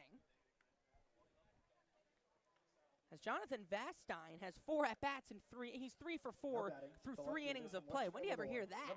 As he did fly out, he was finally retired to end the inning. The fly out to right. And guys, this is not the only game happening right now. As this is 14-0, but something to look at. YD and Orleans are in the top of the 7th. Game is tied 3-3 right now. And so if YD finds a way to win that game, then they will go to a game 3, just as this one is looking like it is heading to a game 3. Wow, if Orleans finds a way to come out with a win, then they will be done. They'll get the off day tomorrow if this score stands. Yeah, and from a Hyannis standpoint, you really want, at this point, you really want YD to be winning that one to force a game 3. As should there be 2 game 3s, both teams, the championship teams, come tomorrow, should 2 be played, as the first pitch to Mitchell goes high. Both will be on a bit of depleted bullpens. They'll have played 2 games straight. So that will give one team no disadvantage to another. As the 1-0 dunks in to Mitchell. I wonder what the broadcasts are, both broadcasts of YD and Orleans, are thinking looking over at this score. Yeah. They must have been really shook and surprised. So it will be Mitchell, Snow, and Donay, 6, 7, 8 in the Hyannis order this inning, as Mitchell fouls it back. 1-2 the count. Well, luckily for Hyannis, they will not have to play at Doran Park again this season. So no matter what happens tomorrow, this place has not been kind to them. Yeah, 0-3 on the season before today, hitting just above the Mendoza line as the 1-2 swing and a miss. Mitchell down swinging. The Mendoza line being 200. Defensive change, now playing third base for the Braves, number 21 from Liberty University, Cam Foster. They announce a defensive change at third, it being Cam Foster in there for Bryce Eblin. The second baseman from the University of South Florida, number 3, Eric Snow. So up steps Snow as we all jot that down in our scorers books. Boy, this has been a fun one to score so far. Yeah. Sparks still in there as he takes a pitch on the outside corner for strike 1 to Snow. You know, we spoke about it, for the Harbor Hawks. I mean, it's going to be so important for Sparks to eat up innings for them as well. With them, if the score stands, then they will be entering game 3. So Sparks really looking to save the bullpen here. 0-1 fouled into the screen as we are in the top of the 4th. Here from Doran Park, the Braves have a 13-0 lead, 9 runs in the fourth, as 13 batters were sent to the plate in the bottom of the first. 4 more for good measure, for insurance in the bottom of the second, and a scoreless third. And if you are still hanging with us, we appreciate you hanging with us wherever it may be across the Cape Coast or country. As the 0-2 swung on and missed, Snow down swinging. So 2 strikeouts in the inning for Sparks, as when you talk about wanting to save that bullpen, Sparks is doing just about as good a job as he could possibly be doing.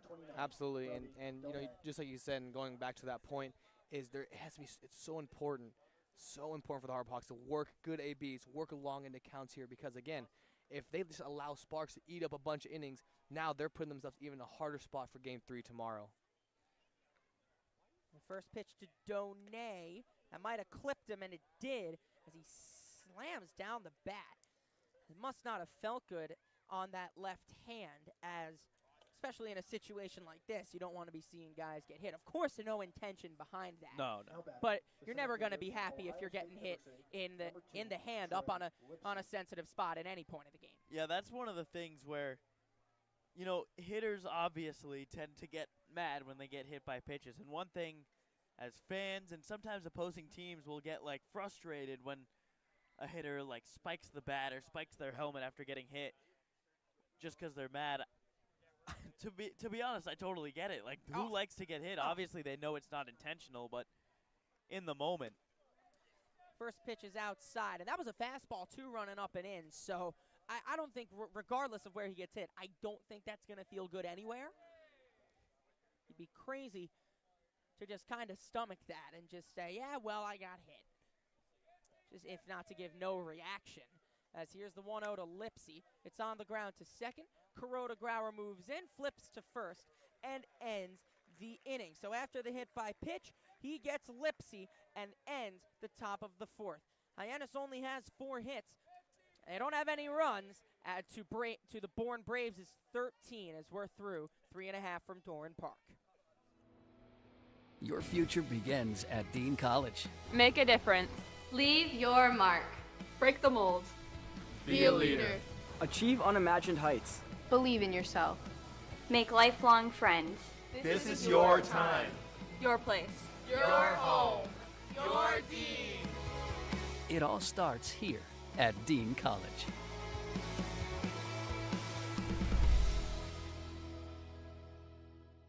Retirement strategies come in all shapes and sizes. One strategy does not fit all when it comes to reaching your retirement goals. And considering all your options may be, well, more than you want to think about. So whether you're looking to retire or already living in retirement, you need a strategy tailor-made for you. Fairway Financial can create a personal retirement strategy just for you, designed to take care of you and your loved ones. Call us today at 508-398-3337. Griffin O'Connor back out for the bottom of the fourth. Of course you do. It's the Again, out there to eat some innings for Hyannis. They face a rather large 13-0 deficit. All 13 of those runs coming within the first 2 innings. As Hyannis had given up 3-4 runs before even recording an out. And while you can expect it to be somewhat of a long game for the pitchers, as it has been, you need to get through it one way or another. Absolutely, and I think the confidence is only building for the Bourne Braves. You know, after feeling like they may have just lost that one in Game 1, you know, they got ahead early, you know, had a little lead, and then they gave up that 5 spot there in the 3rd inning, I believe. I remember it was early middle of the game. In Game 1, it was the 5th where they 5th let inning. up 5. Thank you. Yes, yeah. So they felt like they had the first half of the game, and then it just felt like it slipped from them. The Harborhawks did what they do and came back late. So you know they have great confidence knowing they start early Game 1, start early Game 2, and put it maybe out of range here Game 2. So they're having great confidence moving into a possible Game 3. Could have been a disheartening Game 2 as JKG takes the first pitch on the outside corner. Heard a few Bourne players were kind of frustrated after the loss, as the 0-1 to Kuroda Grauer is popped up first base side. York gives it a look as it makes the seats. But yeah, you could have let that game affect you, allow Hyannis to roll in here, give you an even better one. But I think they might have taken exception to that loss as they lash out and let it all out within the first inning, putting up 9 runs. Yeah, absolutely. You know, when a team goes down like that, there's 2 ways to respond. And they came back and they punched Hyannis right back in the mouth. Fouled first base side again. This will make the seats a little bit deeper as a few fans running for cover.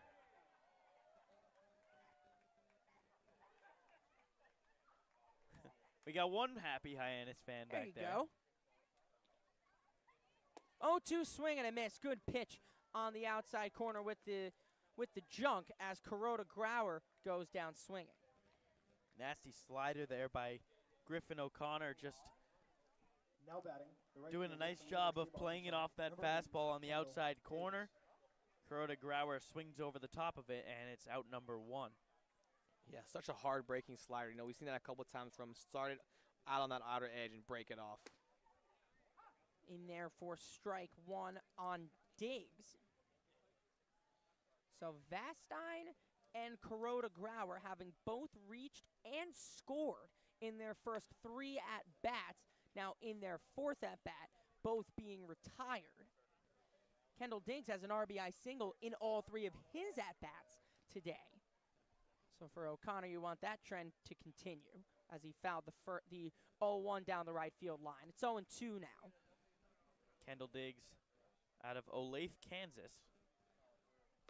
Upstairs to Diggs, now 1-2. He was the number 2 overall prospect in Kansas out of high school in 2021.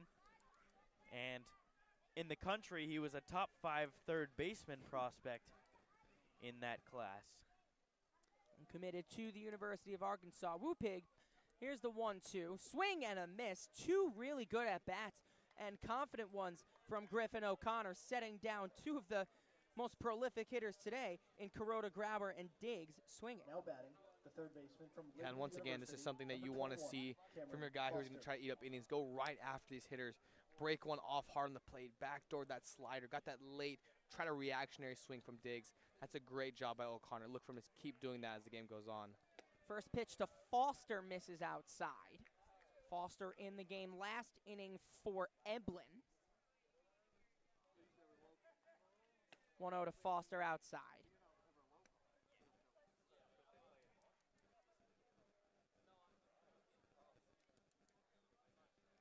Here is the 2-0 to the big third baseman.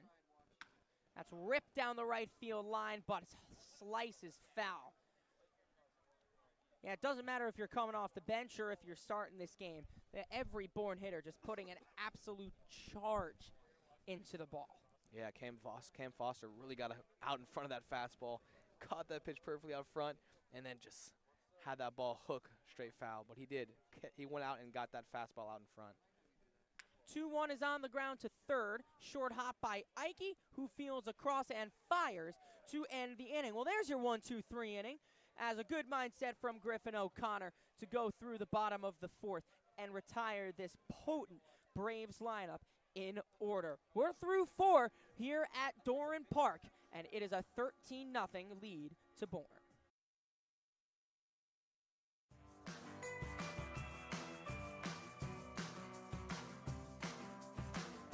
A brilliant idea starts at the source. Through innovative design, we're taking steps to create a better future. Now, the pure fresh taste of Dasani comes in a redesigned bottle, up to 30% made from plants, and as always, it's 100% recyclable. Plant bottle, designed to make a difference. This BBB seal is a badge of honor. It's a sign that this is a business you can trust.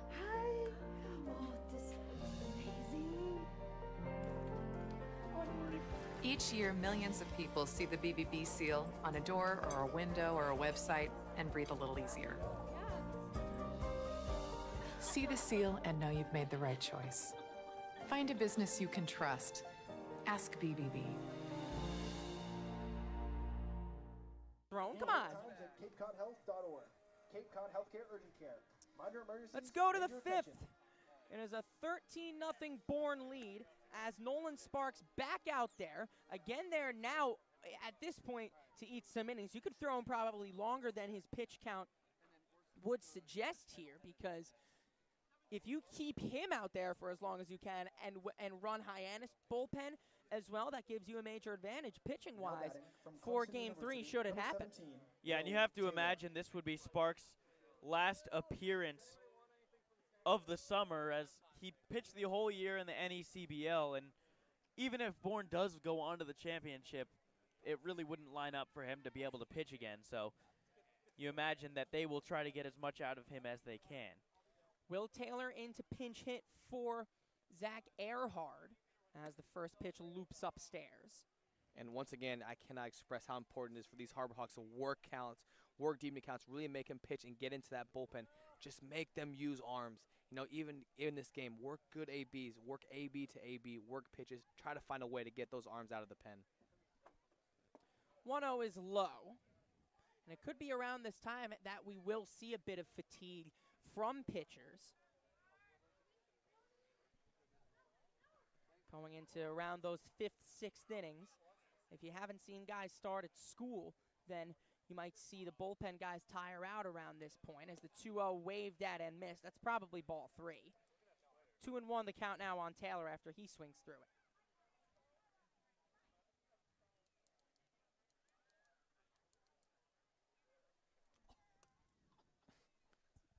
Whale Taylor here. Yeah.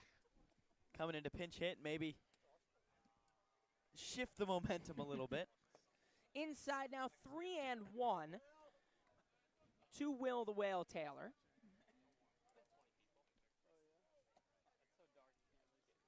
No whale calls now, but should Hyannis get a charge back into themselves, maybe could hear a whale call or two. No Mike Maynard here tonight to do it either, as a 3-1 swung on and missed. Miss you out here, Ryder Mike. Feel better. Feel better, Mike. Homesick today.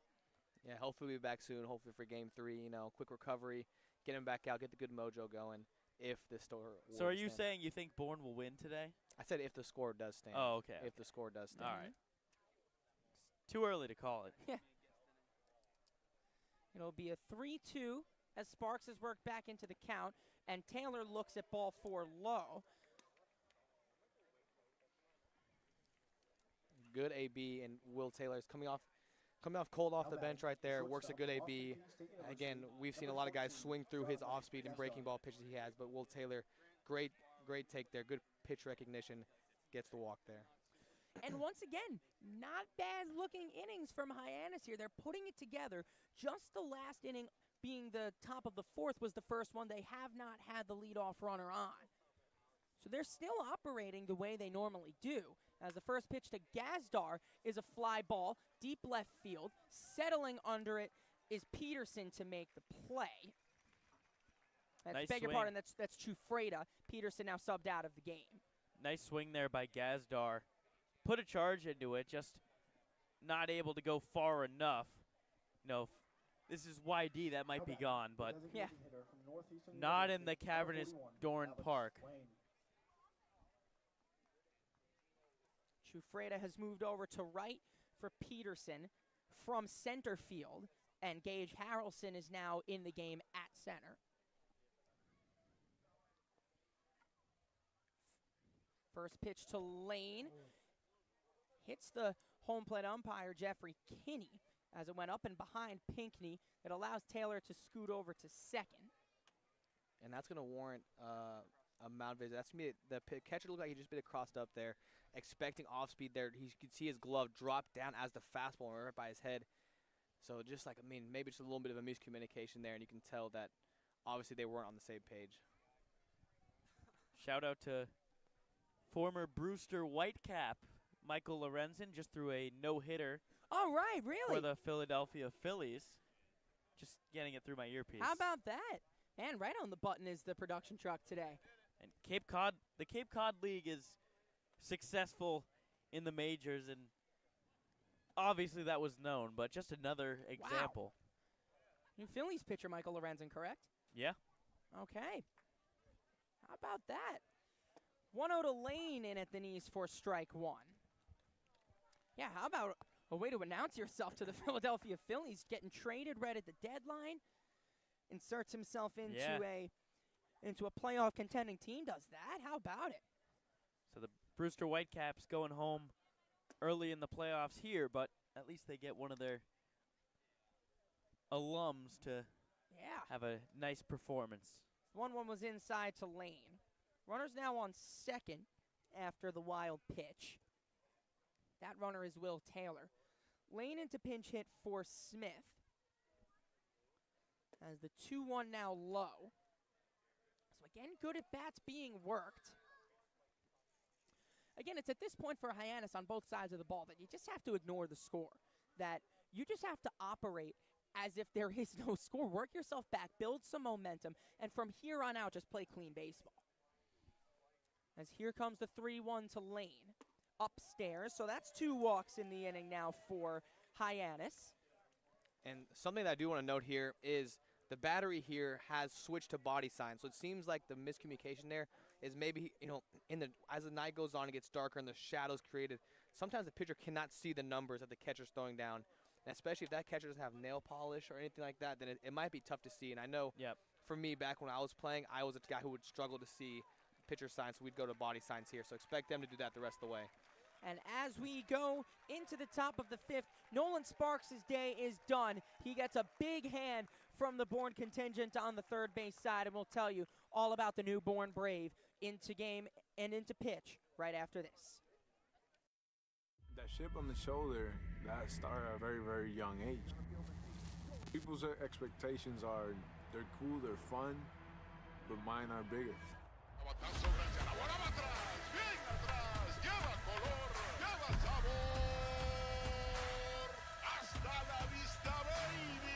When you play in New York, they want to see winners. It doesn't matter if it's a Monday or a Friday or a Saturday. You got to come with it, or those fans will let you know. Pick one thing from me, pick one other thing from another player, make it your own. You turn to who you want to be. What motivates me is the unknown. How good can I be? You get away from the lights, you get away from the camera. Mientras más presente yo esté en la caja de batería, más éxito tengo. Man, how can you not keep it fun, man? This is a kid's game. If you could go back and tell 10-year-old Francisco one thing, what would it be? Be a bad mother. Anthony Figueroa into pitch for the Bourne Braves. And there you go. We were talking about how important it is to get this guy Nolan Sparks out of the game. He only goes 4 1/3, which all things considered, when you're thinking about the 13-0 score, wanting to save the bullpen, that's not too bad, as Figueroa maybe could be an innings eater himself, but just getting that guy out of there forces you to work into your bullpen a little bit more. Yeah, Anthony Figueroa, a guy from Miami, Florida, goes to Nova Southeastern University. He did get an inning in when we played him in the regular season back in August 2nd. He worked 1 inning and gave up 2 hits, 1 walk, only faced 7 batters. So this is a guy who we've seen before, only saw a very small amount of him. He's only pitched 2 other times otherwise. So definitely a guy who was newer to the team, and so working his first few innings here. And Figueroa, a lefty, a 2-seam fastball along with a curveball and changeup. Will very rarely throw a slider, but it's mostly fastball, curveball, changeup for him. Played in the draft league last year with the Frederick Keys, did the southpaw. He comes up to face Zach York. And you could think that maybe even without the walk that this could have been Sparks' last batter as York, the lefty, comes in. York has runners on first and second once Figueroa finishes his warm-ups. He is now done.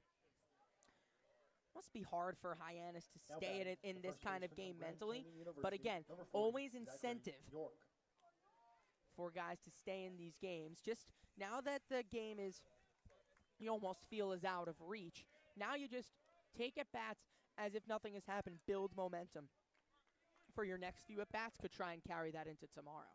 Exactly, and keep in mind, like, baseball's still a game where the more you see pitchers and the more recently, as there's a strike to York, like, sometimes you don't want to have long breaks, and when you do have breaks when you're hot. I mean, sometimes it can get you out of your rhythm a little bit. So just getting your at-bats right now is huge going into tomorrow, as we've all talked about. And it could just help if, you know, if they have a game like this tomorrow, this game doesn't matter at all. Yeah.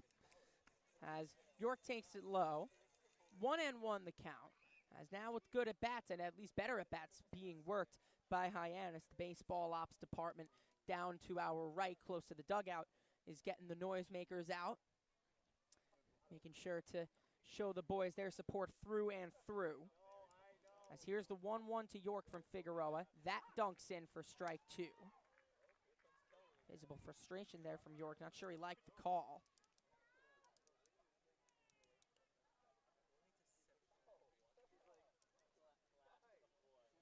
So 1-2 the count on York out of Grand Canyon and the Wacky Whack Conference. The 1-2 to the Lope. Tried to punch it down that third base line, but could not do so as he fouled it off. Yeah, it's a good 1-2 swing right there. Understanding that he's not going to be able to do anything with there. Fastball, blown away. May have caught the corner. York just slapping, using his hands, just trying to put it in the other dugout there. Just that wasn't his pitch. Just getting it out of there, staying the count.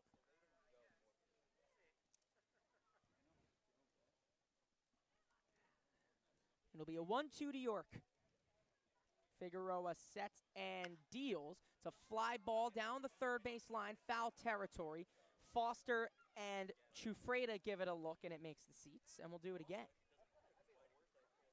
Yeah, really staying in that lower third away from York. Lefty-lefty matchup right here, and he's just focusing on lone away. I mean, staying in that inner third, bottom part of the strike zone right there. He's just forcing York to use his hand. He just keep going back to it, back to it, back to it. So let's see if he tries to go back inside or maybe uses an off-speed pitch off that tunnel behind it, off the plate. So York has battled. He's fouled off a few pitches. Still has 2 balls on the count to work with. As the 1-2 is fisted off to second, this could be 2. Kuroda Grauer for 1. Vastine for 2. So Figueroa gets a ground ball and quickly ends the inning. They've been executing those pitches when it matters, and they get the efficient double play to get them out of the inning with just 1 ground ball. As we're halfway home here from Doran Park, it is 13-0 Bourne.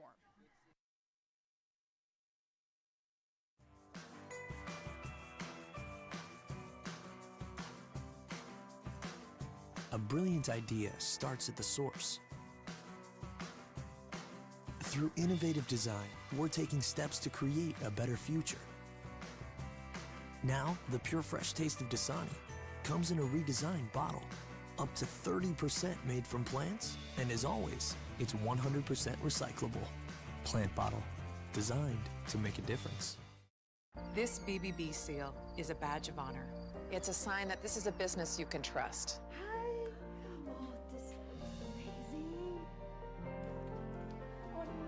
Each year, millions of people see the BBB seal on a door or a window or a website and breathe a little easier. See the seal and know you've made the right choice. Find a business you can trust. Ask BBB. Paving and landscaping to recreational boating and facility management. And we welcome you back just about halfway through here in Bourne. We are halfway through, as a matter of fact. Griffin O'Connor back out again to eat some more innings. Worked a real good one last inning. He set a Bourne offense that put up 9 in the first and 4 in the second, set those guys down in order. And that's been the heart of the order that's been doing the most damage in Kuroda, Grauer, Diggs, and Foster. Number 44. Guys, am I wrong here, or is this Bender's 4th time leading off an inning this game? Because we worked through multiple times here. And he led off this inning, that inning, and now it'd be the third. Third time. Yes, third time. And it's a fly ball down the right field line out of play. Led off the second with a solo shot after 13 batters were sent to the plate in the bottom of the first. And then they nearly batted around. I don't consider it to be a bat around, as Bender would have had to come to the plate again for it to be a bat around, as the 0-1's up and away. So 9 batters were sent to the plate for Bourne in the second inning, so he comes back up again. Same guy who started the second, started it in the third. It's nubbed right back to O'Connor. who throws onto first from the mound to get Bender for out number 1. That's the first time he's been retired all day. RBI single, solo shot, and walk. So he is now only successful in 2 of 3 of his leadoff appearances. Number 19. Yeah, love the way Griffin O'Connor's been attacking these hitters so far, going right at them, not wasting any pitches, like really working all his arsenal still. I mean, the way he's been attacking these hitters in this kind of game has been beautiful to watch, and definitely the role he needs to be in. Swing and a miss from Michelle. O'Connor's looked good. He's been getting those swings and misses, working the sequencing very well of his pitches. And he's now starting to work with a bit of a tempo as well. As here's the 0-1 to Michelle. Ripped down the right field line, foul. Just as I say, that's solid contact, of course. Wrong side of the white lines, though. Now 0-2. Yeah, but even with that, I mean, he put that right in on the hands. Not much Michelle's going to be able to do with that one. I mean, just right on the hands. He turns, tries to keep it fair, but that ball was just too far in on the hands. Great pitch there by O'Connor. 0-2. See what he was trying to do there with the slider back foot. Couldn't execute it quite enough as it skipped in the dirt. Now 1-2.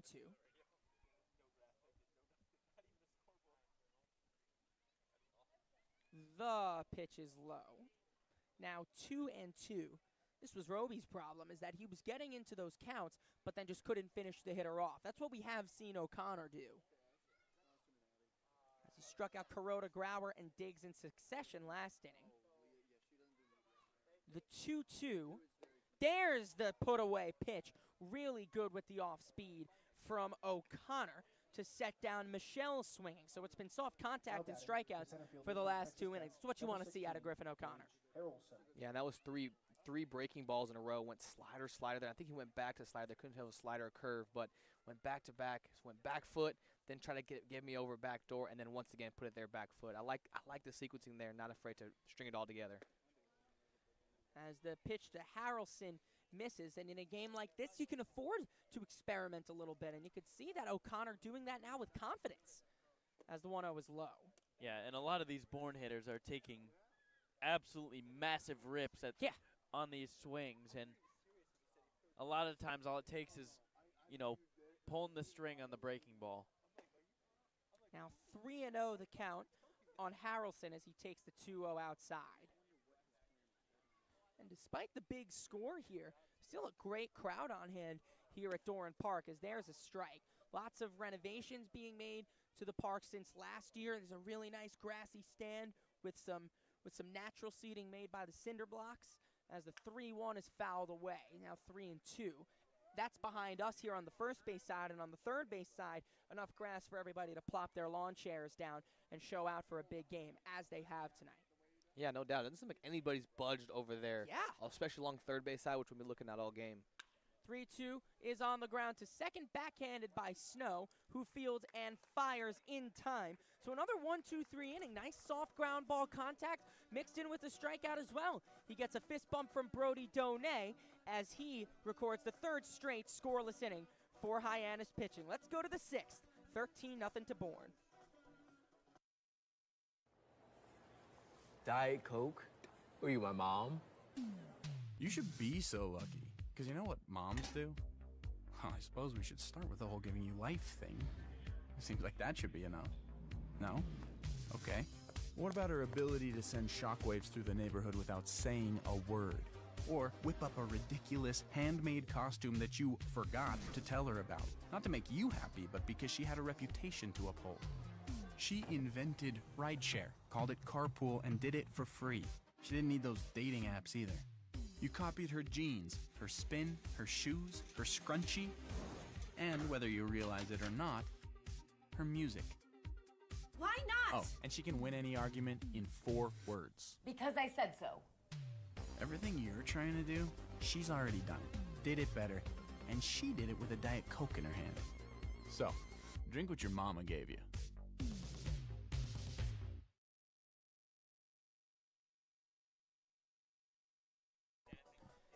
Let's go to the 6th. Griffin O'Connor has looked really sharp, guys, and now that could be infusing some energy, some incentive for Hyannis to go out and attack now, as it'll start with Brandon Ike for Hyannis. It will be number 26, Evan Sullivan. Ike, Mitchell, and Snow, 5, 6, and 7 in the order.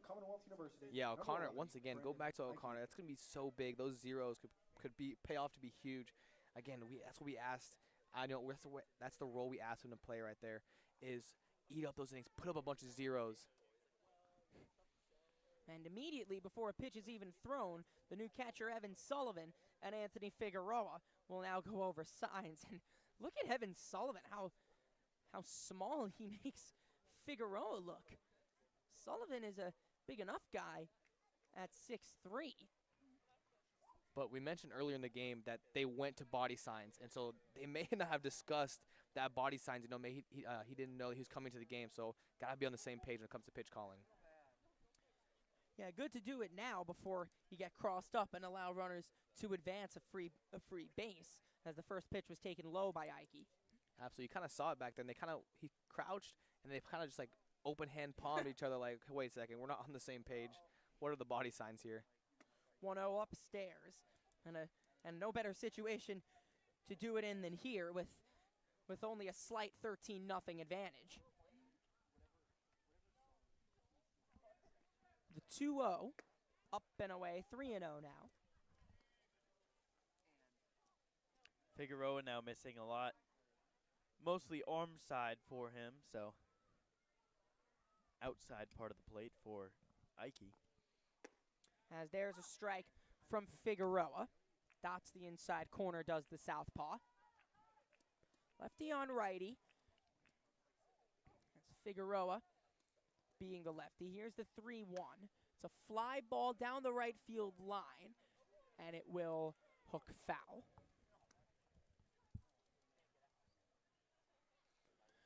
So Figueroa works back full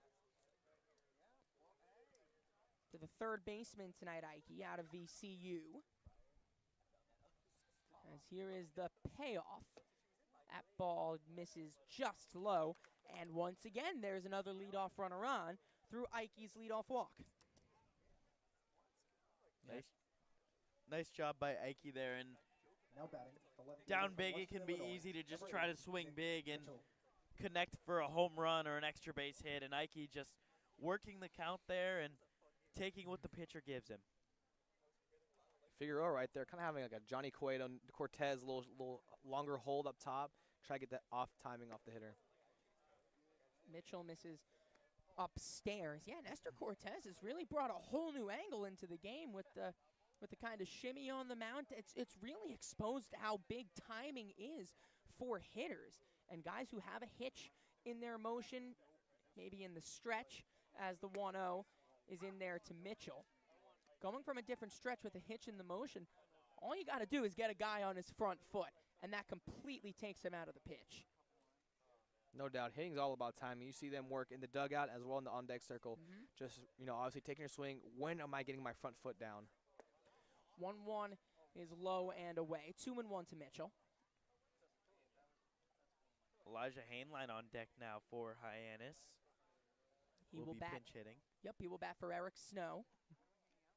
And presumably take over second base next inning in a straight swap. 2-1 fouled off the hands by Mitchell. Now 2-2 on the Indiana commit. Despite being in the same conference as Indiana as I go to the University of Maryland, I'm not excited to watch them and have to compete with them, but they're going to be a fun program next year. It's going to be real exciting times in Bloomington. They've got a few real studs up here on the Cape. As here is the 2-2. It's chopped foul. Brock Tibbetts out of Brewster to go along with Mitchell. Can't remember who the other one is off the top of my head. They've got an outfielder that Mitchell will be competing with up here on the Cape that we have seen. I wish I could remember who it was. What college are you talking about again? Indiana. Indiana. I know Josh Pine out of Katuitt. Yep. Yes, also went there. That's him. That's him. As here's the 2-2. It's a high fly ball to center. Harrelson, with a bit of a circle of a run around it, settles under it to put away Mitchell. I believe it's Brock Tibbetts as another one. Yep. Tibbetts, the catcher for Brewster. It's going to be a real fun program, and we've seen Evan Whitaker out of the pen here in Hyannis as well. Indiana has been at the top, not last year, but the year before gave Maryland a real run for their money, took it to the last day of the season, as did Iowa, as did Rutgers. It's becoming a real powerful conference. Again, nothing like the SEC. They're the top dogs, but Big Ten is becoming a force to be reckoned with as Elijah Hainline grounds one up the middle. Great play by Kuroda Grauer to flip on to second and get the force in Ike. That ball's going right up the middle, and Kuroda Grauer ranges on his backhand side and makes a diving play just as that ball is about to pass him and go up the middle. But he dives and flips on in plenty of time to Vastine to put it away for the second out. Yeah, you love to see the heart right there. Once again, we're in the top of the sixth. They have a 13-run lead, and he's still laying out, making a tough play to his arm side even, and then making a flip. And that's a tough play. You don't see guys lay out, especially in a situation like this. First pitch, a huge hack to Brody Donay. 0-1. As we talked about the University of Florida being a real powerhouse. As Donay will spend his next spring in Gainesville, transferring from Virginia Tech. Teammates with first baseman for Bourne, Garrett Michelle. 0-1 is low on the feet of Donay. Spent so much time talking about the NAIA guys, the JUCO guys, and how awesome it really is to see them take that step up, earn the transfers that they get to these Power 5 schools. As there's an outside pitch to Donay. To be playing with guys like Donay, as they know that they've got the confidence and the ability to do it. They've just got to come up here to show out and get that transfer. Riku Nishida being a great example, Hyannis second baseman last year. Led the Ducks up in Eugene as they check back at first. He led the Ducks up to a super regional this year. He was a real leader for them as well. Oh, yeah. And then drafted in the 12th round in this year's draft. Shows, and that's the path that guys take. As he's really a poster child for that. As the 2-1 is low. How about that story too? You'd really think about that. From JUCO and Mount Hood Community College out in Oregon. In Oregon, I'll say it wrong all my life. And then stays nice and local, close in Eugene. And then all the way up to Major League Baseball. That's such a wonderful story. As here's the 3-1 to Donay. Huge swing and a miss again. Or at least minor league baseball. Yep. In Major League organization, that is. Yes. And I have no doubt that he will make it there at some point. No doubt.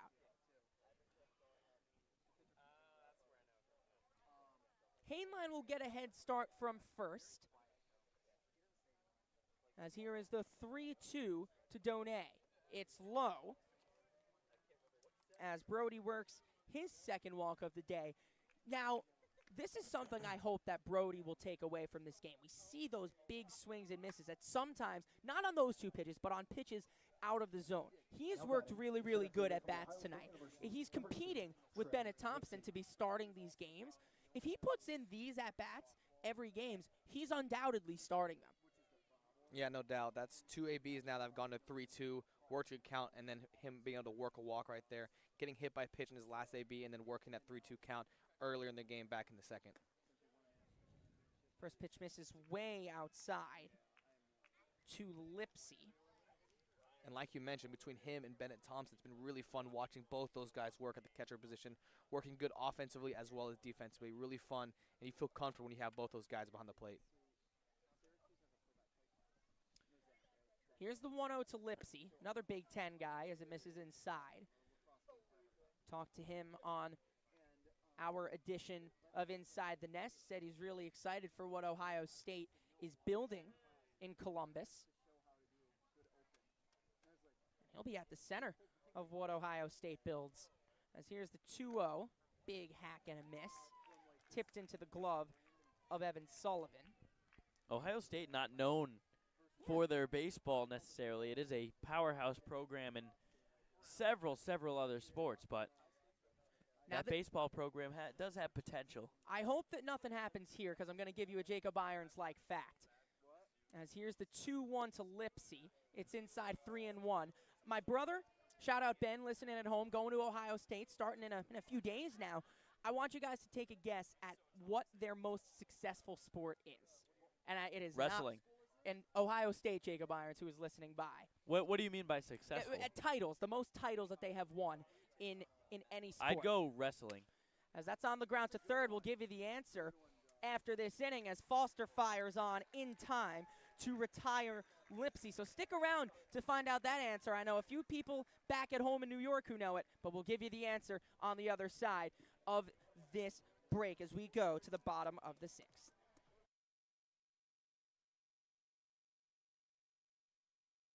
Hey, Mama, what's up? Did you switch my service from Verizon to T-Mobile? Yep. T-Mobile has the only nationwide 5G. Well, Mr. Know-It-All, let's see if you right about that. Mama. Hey, Mama, I'm working. It works at the pie shop. T-Mobile's 5G works inside and out. Hey, what you need, Mama? I'm trying to watch the game with my boys. It works in the park. Oh, okay. Mama? It works at the aquarium, in the parking garage, at the beach, in the elevators. It works in the movie theater, too. Oh, shush yourself. I'm talking to my baby. You're driving me crazy. I was just calling you to say thank you, baby. I love you. I love you too, Mama. Yes, Mama. It works in the kitchen. Tell Mama. Mama? 5G, it works in the club. Who are you in a club with? All about it. Tell Mama.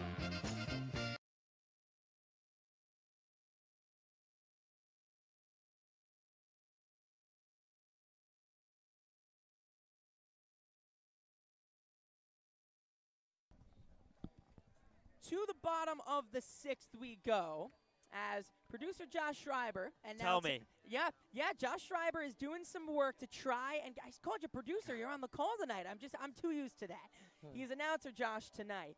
We asked the question of which program at Ohio State has the most national titles. I didn't phrase it very well to begin with. And I'll give you, this is a Jacob Irons-like stat. I know because my brother, again, going to Ohio State in just a few days. That would be synchronized swimming. Okay. 33rd national title came in 2022 in the synchronized swimming department for Ohio State. Oh, boy. We've got Jacob Irons picking up the mic, everybody. Let's hear it. How you doing, Jacob? I'm good. Synchronized swimming? Synchronized swimming at Ohio State. Is that an NCAA sanctioned sport? I hope so. That's a great question. That's a great this question. One could be nullified here. Totally Jacob Irons. defrauded. Let's see. The first pitch is low. I hope I don't get defrauded here. I think it is. As the pitch is a fly ball. This could be us. It's hit just over our heads. Hits off the house behind us. Hit off the gutter. Now 1-1 the count. Yeah, while you guys looking that up, Griffin O'Connor going into his fourth inning of work. It looks really good here so far. Really attacking these hitters. There's another swing and a miss. Now 1-2. Synchronized swimming is not an official NCAA sport. Teams compete within the U.S. synchronized swimming. It's on the ground to third and booted at third by Ike. That will allow Sullivan to reach. So, I don't know. That may change the answer. I think it might. So, I mean, the only reason I knew that is because when my brother, that was something my brother learned about the school when he went there. Okay. I think it might be football then, actually. Then it might be. I'm now awaiting a text from home. I've got my phone right close to me. Give me hockey. Give you hockey? Oh, I don't know the answer outside of this now, as the first pitch scoots by men's or women's hockey? Donay. Men's hockey out of the Big Ten. I don't think they've ever won. Really? In men's, I don't think so. Huh. Tough. I think we should open it up to the viewers. You know, if they can find something, put it down in the comment section what Ohio State's most winning program is. Please, anybody around us as well. This is something that's gonna bug me for a little bit if we can't find a true answer here. I'm bugged now, too. I can't believe Jacob Irons had to come in with a smarter question. So it's got to be a team that has more than 8 because football has 8. Yeah. Griffin O'Connor here pitching to Pete Shufreda. Counts 2-1 here Yep, with the runner on yep. second. Play-by-play, Nico. We've Play-by-play, totally Nico. lost it. Totally lost it out here. Pinckney did advance on a pass ball from Donay. He is now on second base. 2-1, still remains I think no I outs. got that. I think I had the pass ball on Donay covered. It's now 3-1 on Chufreda. Yeah, comments. We're opening this one up to the comments. I mean, I'm opening this up to my brother. I mean, I feel like maybe he'd know the answer to that as Chufreda hacks and misses. So fencing at Ohio State has won 4 times. Okay. Not 8.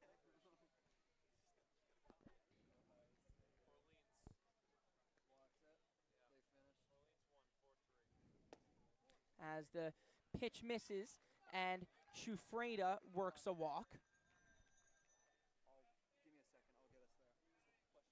Now batting, the shortstop from Vanderbilt University. Baseball has won a national championship at not UMass, Ohio State. So up steps Vastine. Vastine's still in this game. Want to talk about national titles? Vanderbilt baseball. Oh, yeah. As Vastine sees the first pitch outside. We were talking about them a little bit earlier. A lot of it. And they are one of the most successful programs over history. As there you see as the pitch to Vastine dunks in. See on the screen that now Orleans and YD has gone final. Orleans has taken it 4-3. So Orleans has punched their ticket to the championship game. As there is a fly ball down the third baseline. Rushing in comes Mitchell, and he makes a really nice play. Wow, Mitchell covered some ground there. Did not stop and went full speed right next to the fence as he makes a nice play to retire Vastine for out number 1. Now batting. Yeah, going back to that YD Orleans game, really big win there from Orleans, especially with the way the game stands as of now. And again, if this score holds, then Orleans will have a day off tomorrow, and Harborhawks will have to work to a game 3. So Orleans is going to have that day off, get to rest their arms for a day. Yeah, and hey, it is a big if. It is a big if this score holds. First pitch to Kuroda Grauer misses low. Yeah, no doubt. And so Orleans got it done, found a way to scrap by YD, who's been good all year, and to beat them in back-to-back games is very huge for them. 1-0, chopped foul third base side.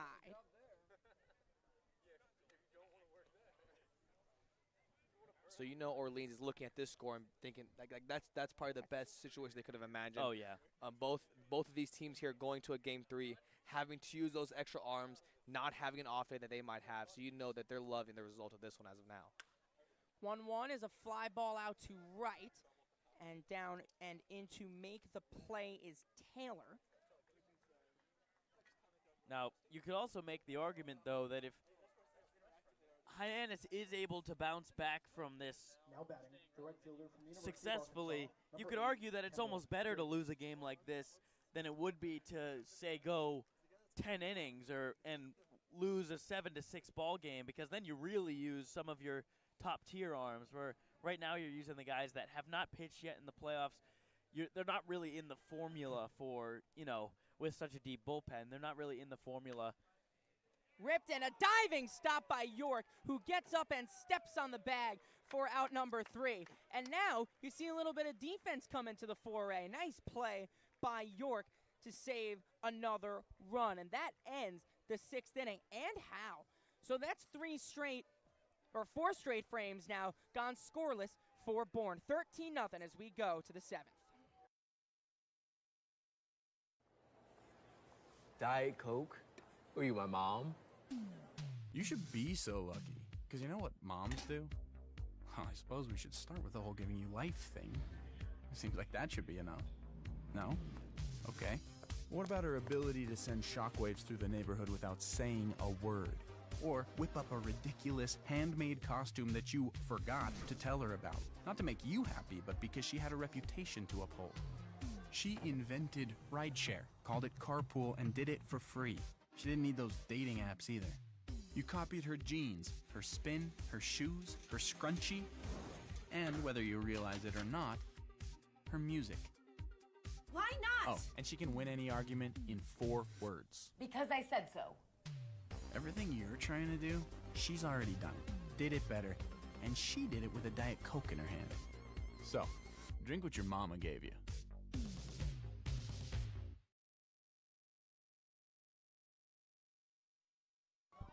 So let's go to the 7th.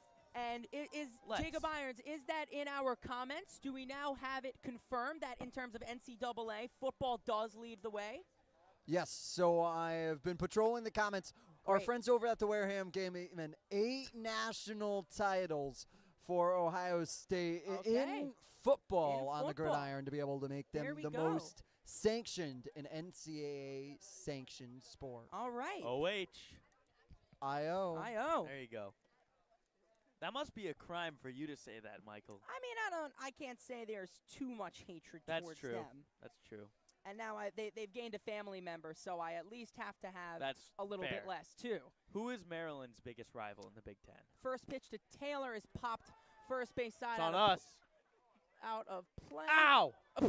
Just kidding, guys. Don't scare the viewers like that, Josh Schreiber. Ooh. That did almost hit somebody on the head as it rolled down off the roof. That did almost hit somebody. Everybody's all good, though. After this pitch, I'll answer your question, Josh. The 0-1 to Taylor is upstairs.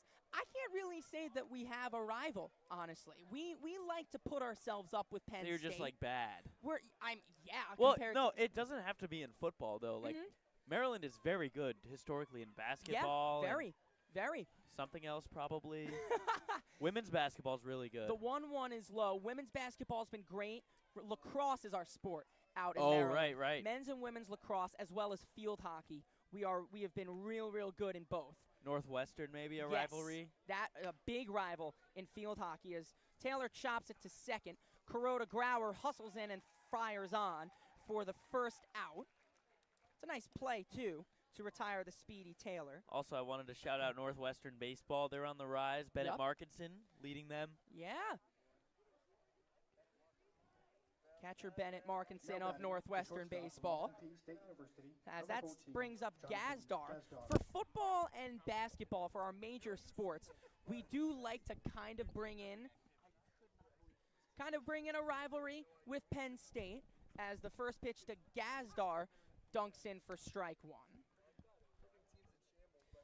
But yeah, Penn State is who we like to put ourselves up against in the bigger sports.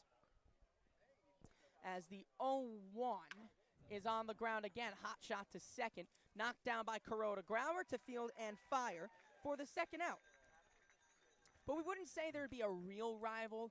I'd say in terms of, for football, I would say the realistic one would be Rutgers because they're the one that's close enough to our level. We're kind of stuck in that middle ground of that we're not nearly good enough with the Michigans, the Penn States, the Ohio States.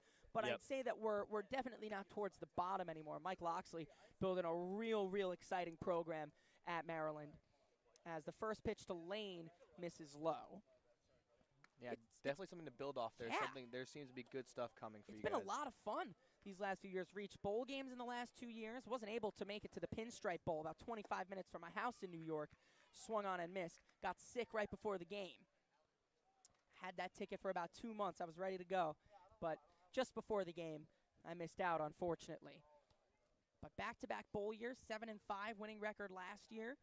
Talia Tagovailoa. That's it.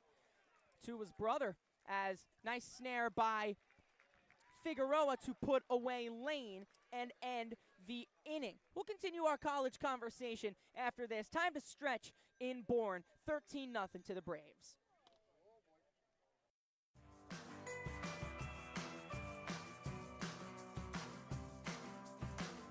A brilliant idea starts at the source. Through innovative design, we're taking steps to create a better future. Now, the pure fresh taste of Dasani comes in a redesigned bottle, up to 30% made from plants, and as always, it's 100% recyclable. Plant bottle, designed to make a difference. This BBB seal is a badge of honor. It's a sign that this is a business you can trust.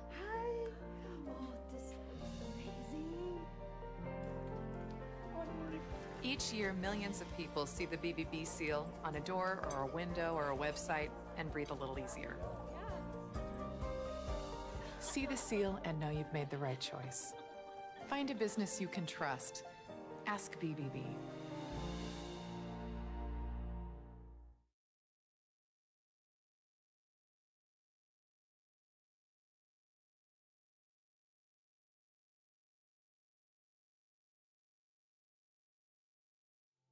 We all have obstacles, challenges at different points in life. I still push myself every single day, and the harder I push myself, the more I find myself drawn to wearing UFOs. The first time I put on a pair of UFOs, it was like someone released the pressure. It was so crazy. When you are recovered and can do more, that has a compounding effect on all aspects of your life. Stepping into a pair of UFOs, they're truly one of a kind. There's nothing like them. Best ever? Good question. Wait, why'd he sound like Dr. J in your head? I've always sounded like Dr. J in my head, which means Dr. J's outside voice sounds like my inside voice? Which Coke? The doc would know. He got the world to call him doctor without going to med school. There's only one best ever. Griffin O'Connor continues to look strong, eating up the innings through for Hyannis. Elijah Hainline now on defensively for Hyannis. He will take over at the shortstop role. Him and Gazdar will switch spots. So through into the bottom of the seventh. It's been nice, strong work for O'Connor so far. Just 55 pitches. That's efficient through now 4 innings. It'll be his 5th inning of work. Yeah, and that's just what the doctor ordered. Low pitch count here, working into his 5th inning. As it's outside, 2-0 to Foster. I do like talking about my Maryland Terrapins as much as I possibly can. No. Yeah, man, believe it or not, as it's on the ground to third. High hop for Ike, but he's dealt with it well and fires onto first to put away Foster for out number 1. I feel like going back to that conversation we've had, the sports with the real hype, football and basketball, we really do like hosting Penn State. I would, if the program for basketball go, I think that's on the real up. We've had a real great season. First season with new head coach Kevin Willard. I think he's going to be bringing us back to national prominence as the first pitch to Bender tipped into the screen. I feel like we can make a real rivalry out of somebody as Bat Boy Connor in to retrieve another foul ball. As the 0-1 to Bender, swing and a tip into the glove. It'll be fun watching to see. Maybe it could take an event or a loss that Maryland takes personally that could make a rival out of one of these bigger teams in the Big Ten. I'll stop now, as here's the 0-2. It's outside. 3 straight sliders once again there for O'Connor, pitching so well. You know, we talked about off air about how sharp his slider's been this game, and he's used that slider fastball mix so well. 1-2 outside. There it was again. Now 2-2 the count on Bender. And the first one's a get me over, and then that's 3 in a row out in the outer half. Hopefully we can go fastball inside here, try to speed up his hands.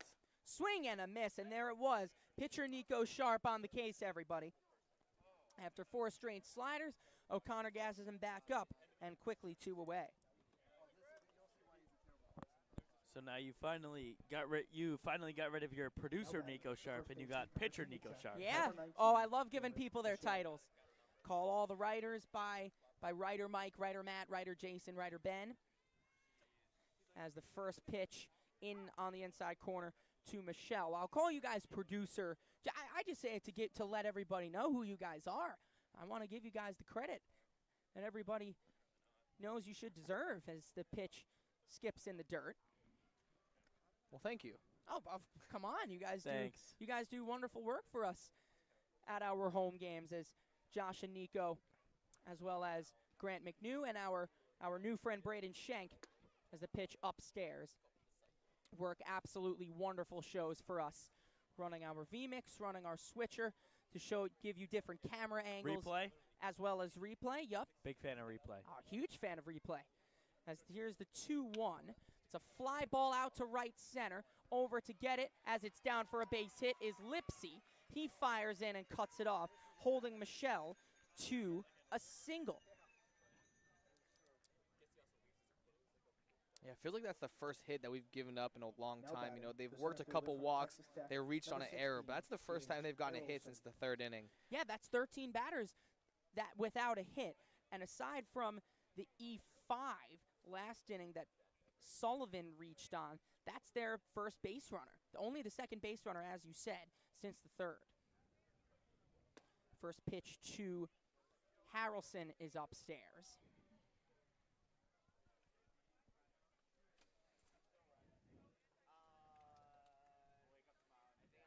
Should there be a game 3, we will have all of it covered for you here on the Harbor Hawks Baseball Network as Harrelson swings through it.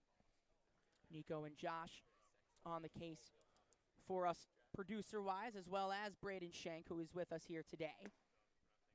As there's a good fastball on the outside corner. Again, once more, there's just no more thanks we could give. Not enough thanks that we can give to our wonderful producers putting together, in our opinion, the best broadcast on Cape Cod. As the 1-2 skips by Donay, hits off the backstop for a generous bounce, and it could have gotten there in time with Donay's cannon of an arm. It made a play after it bounced off the bricks and straight back to Donay, but Harrelson Michelle. It's getting late, guys, as Michelle scoots down over to second. Yeah. Michelle almost caught a tough break there. I thought he had an easy bag at second base. Perfect hop to Donay. Donay just turns around, catches it, almost gets him out at second base. 2-2 fouled away. O'Connor. To the dismay of a few fans. O'Connor lost his footing there. He is okay, though. Gave a thumbs up to Brody Donay, but kind of fell off the left side of the mound after throwing that pitch. As that's punched through the left side for a base hit, as Michelle will be held. So a 2-out single, one for Michelle, now one for Harrelson, extends the inning for Sullivan. Such a beautiful swing there from Harrelson. You know, we talked about earlier in the game, but when lefties just use their hands and just hit a hard ball in the 6-hole, line drive or hard ground ball, it's such a thing of beauty. Just watch them get on time, be very fluent, work our flowing hands to the opposite field. It's such a beautiful swing. I love to see it. That brings up Sullivan with 2 on and 2 away. Getting a little buggy out here in Bourne. Having a few. I'm not a big bug guy. Just had 1 or 2 land on me. I don't like it. As it's a short hop from York. He booted it at first, but recovers in time and flips on to O'Connor. Again, another successful inning holding these Bourne hitters as he is held yet again to another scoreless inning. Let's go to the 8th. 13-0 Bourne. Diet Coke? Were you my mom? You should be so lucky, because you know what moms do? Well, I suppose we should start with the whole giving you life thing. It seems like that should be enough. No? Okay. What about her ability to send shockwaves through the neighborhood without saying a word? Or whip up a ridiculous handmade costume that you forgot to tell her about? Not to make you happy, but because she had a reputation to uphold. She invented rideshare, called it carpool, and did it for free. She didn't need those dating apps either. You copied her jeans, her spin, her shoes, her scrunchie, and whether you realize it or not, her music. Why not? Oh, and she can win any argument in 4 words. Because I said so. Everything you're trying to do, she's already done it, did it better, and she did it with a Diet Coke in her hand. So, drink what your mama gave you.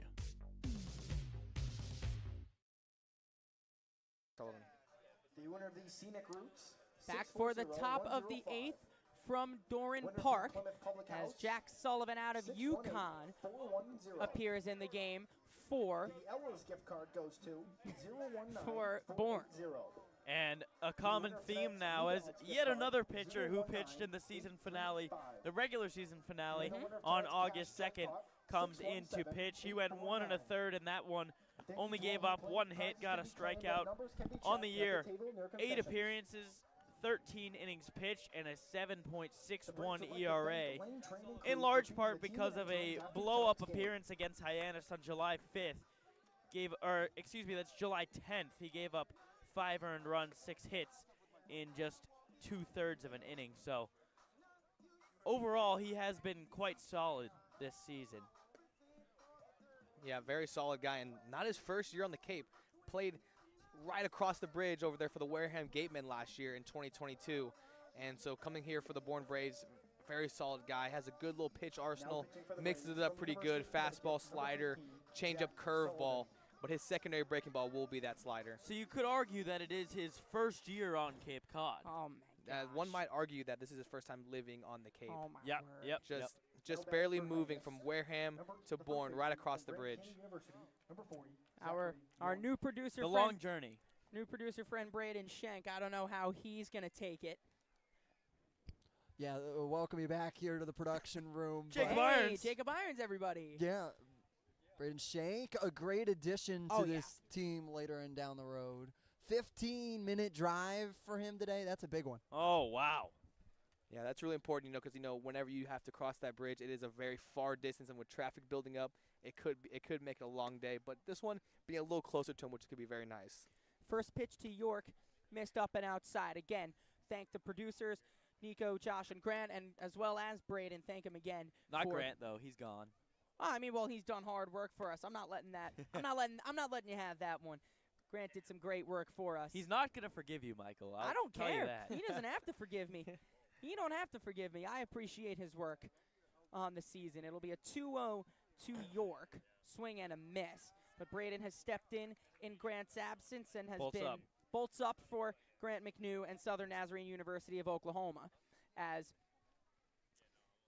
Braden has stepped in and done a wonderful job for us in Grant's absence. We thank him for his service postseason, as the 2-1 is popped foul down the third base line, and it just about makes the seats. Now 2-2. It did in fact make the seats. It did in fact make the seats. Now, for those watching, we have our booth cam on us. I don't know if you guys saw me completely. I don't think you guys saw me completely freak out just now. A moth flew right in, landed on my shirt, and then landed on the computer. We'll have to clip that. There's only one correct way to go about that situation, and it is clipping it. As it goes low, now the count full on York. Was that this inning or last half inning? It literally just happened like a minute on that ago. Foul ball? No, not on that foul ball. A few pitches after, as it's a fly ball to deep center, and settling under it with just enough room is Gage Harrelson. York put a charge into that, but just not enough. As now, quickly one away. That will bring up Ike. Yeah, you kept composure well. Last time when there was bugs, you freaked out there a little bit. Oh, no, I did not keep my composure well at all. Because there was a large moth. I think Josh is going back just to see exactly what had happened. It happened just now it happened. I don't think I'm going to find it. All right, I'm very glad. As it's inside to Ike. Now 1-0 on the VCU third baseman. Yeah, Ike having a pretty solid day, 1 for 2. Did have that hard line out to second base. His only out of the day. Worked a walk in his last AB and had the double earlier in the game. 2-0 the count. He was my player to watch today. Yeah. He's having a very solid day at the plate, seeing the ball well. Hit that ball on the screws right to the second baseman in his earlier AB. Chopped foul right to the screening of Bourne's dugout, 2-1. Braves have a 13-0 lead. They have had that since the second inning. 9 runs in the first and 4 runs in the second. And we've said a few times now that with the game out of reach that early, that you just want to go about baseball how you normally would if you're Hyannis, as it's inside to Ike, now 3-0, and you want to operate just to give yourself some confidence, because then you get some confidence, hard hit balls, that feeds into the dugout and the rest of your teammates who have to come up after you. And hey, if you take out the first 2 innings, as there's a strike. You take out the first 2 innings, this is a tie ball game. Yeah. It sure is. We should ask the league commissioner about that. Like, can we do that? Yeah. It's like a you get like a mulligan, I'm okay with breakfast ball and then a mulligan. Yep. 3-2 is a fly ball down the right field line. digs over, still over, and he cannot do his best Nick Mitchell impression as goes foul just over the small fence down the line. And sorry. I had to cut you off here. And Michael, no. we know you like your fair share of mulligans. Oh, man. Go ahead, Nico. Man, no, don't go ahead. That's not true. I'll take one or two. I mean, not even two. I can't do that. All right. That was wow. As it's inside to Ike. Yeah, you happy with that one now? Yes. Boy, oh boy. I can't even believe my golf game was. I'm not great. I'm not great at golf, but no. I'm not great at golf, but not at all. I'm not multiple mulligan bad on most days. While Josh, that may be true. What also is true is the reason we can say after those first 2 innings that is a tie game is going back to Griffin O'Connor. Yeah. Doing so well, eating up those innings, doing so well to lengthen out, work quickly, have a low pitch count. And so far, as of now, still in the game, and so that's going to be so huge for tomorrow's game. Tipped into the screen by Mitchell. Pounced all the way back to the pitcher off the brick wall right behind us. So no padding on the screen behind us. Well, next to us, behind the hitters. A little bit of a Camden Yards vibe to it if you're watching from the center field view. And we almost saw the perfect example of that whenever Donay almost threw him out at second base. Ripped and over the jumping Kuroda Grauer and into right for a base hit. That will allow Ike to advance to third. Clean single for Nick Mitchell. Gets a nice response of applause out of the few Hyannis fans who have stuck around. So first and third, one man out for Hainline. Again, we talked about it, trying to find positives out of this game, right? And we love to see these good ABs happen late in the late stage of the game. Nick Mitchell, another guy who came in and, hasn't had recorded his first hit there, but still late in the game right there, catching that ball out front right over the second baseman of Kuroda. There's a strike to Hainline. And guys, speaking of our offense, we've only had 1, 2, 3 inning here on the offensive side. We're getting guys on base, so that's going to be definitely a positive to work for as we go throughout this game and towards a game 3 if needed. Good block behind the plate by Sullivan as it got skipped. You try and give positives from our standpoint as well. That's what I've been stressing, is that every time they are really getting that leadoff guy on. And it's a different story that they're not getting him home, as that's one thing you could definitely look at from a standpoint of improvement. As aside from the obvious that the pitching lets up 9 runs, as it's well inside on Hainline. Well, and now if you can manufacture a run or two, get a run or two across the board, it kind of, obviously I don't want to keep stressing this because we've said it so many times, but like it helps build that confidence. Like, hey, like this team isn't actually that much better than us, or better than us at all. We beat them just the other day. You talked about earlier as the 2-1 went low. You said that this would almost be better than a 10-inning game having to use a bunch of arms. It's better for that, and it's also better for the mental, because this team knows that they are not, that this is 13-0, 13 runs in 2 innings. That they know that never happens. That's gonna make today a lot easier to put behind them mentally. As the 3-1 is upstairs to Hainline, they've got the bases juiced for Donay. And the next part of this series now is going to be getting past this game.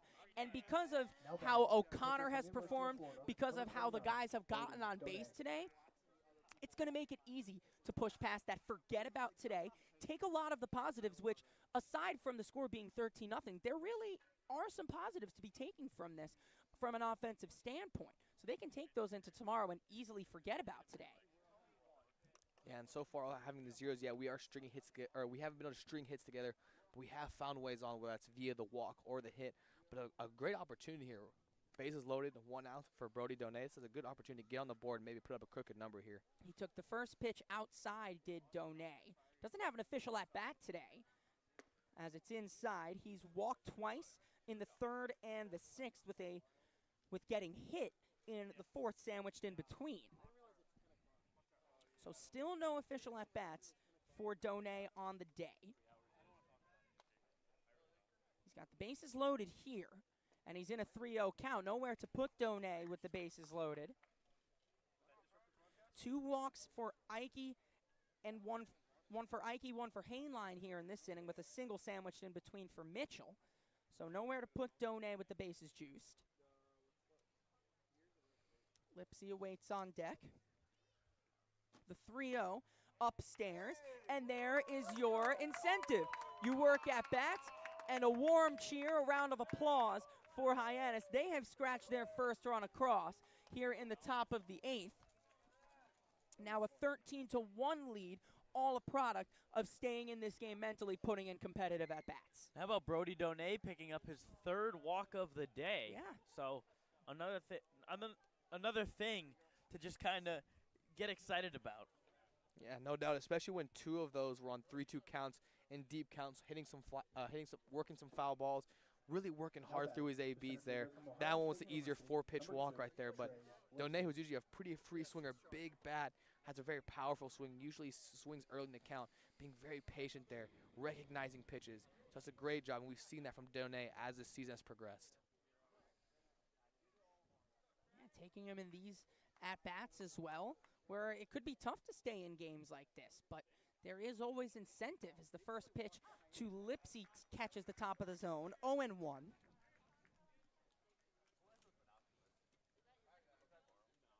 And once again, still bases juiced for one of the hotter hitters on the Harbor Hawks lineup. Here's the 0-1 to Lipsy. It's ripped, one-hopped, and booted by Kuroda Grauer. That will score Hainline, and now Mitchell will round third and score himself. So we'll see how they rule it, but for It'll now, be a hit for yeah, sure. presumably a 2-run single for Trey Lipsy. He stays hot, and that's another thing. You want to keep your guys that have the hot hand with the hot hand. Lipsy has been probably the most clutch guy on this team all season, and it's a different kind of clutch here, but it scratches 2 runs across to soften the blow a little bit on Hyannis. Now a 13-3 lead to Bourne. Now here's a cool stat on Brody Donay. He Hit has me. walked, now including the playoffs, he has walked, 16 times this season. First pitch to Taylor misses low. 16 times he has walked this season. 7 of them have come against Bourne. All right. So wow. Keep in mind all the games they've played. What is it? 44 regular season plus now this is the 4th. So 48 games. And oh, 8th game of the series against Bourne, says Jacob Irons in my earpiece. Weak ground ball to third. Step on for 1. On to first. It's a double play. They've been getting a lot of those. Those ground ball double plays have worked in the favor of Sullivan. So it's a double play for Taylor, but 3 runs have come across. The blow slightly softened for Hyannis, capped by a Trey Lipsy 2-run single. We go to the bottom of the 8th. Hyannis finally on the board, 13-3. That chip on the shoulder, that started at a very, very young age. People's expectations are they're cool, they're fun, but mine are bigger.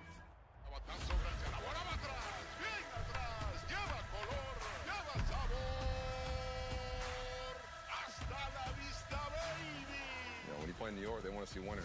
It doesn't matter if it's a Monday or a Friday or a Saturday. You got to come with it, or those fans will let you know. Pick one thing from me, pick one other thing from another player, make it your own, you turn to who you want to be. What motivates me is the unknown. You know, how good can I be? You get away from the lights, you get away from the camera. Mientras más presente yo esté en la caja de batería, más éxito tengo. Man, how can you not keep it fun, man? This is a kid's game. If you could go back and tell 10-year-old Francisco one thing, what would it be? Be a bad mother.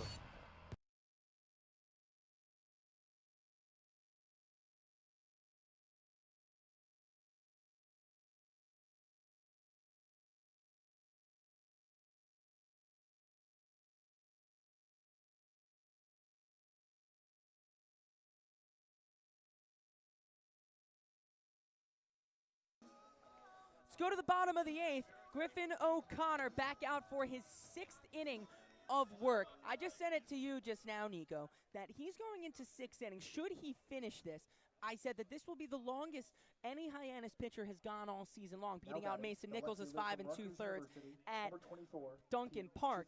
This could be a real unsung hero performance that you shouldn't let go past your radar, because he has saved the big arms out of the pen as they want these guys up and ready for tomorrow. As there's a fly ball to deep right field off the bat of Chufreda.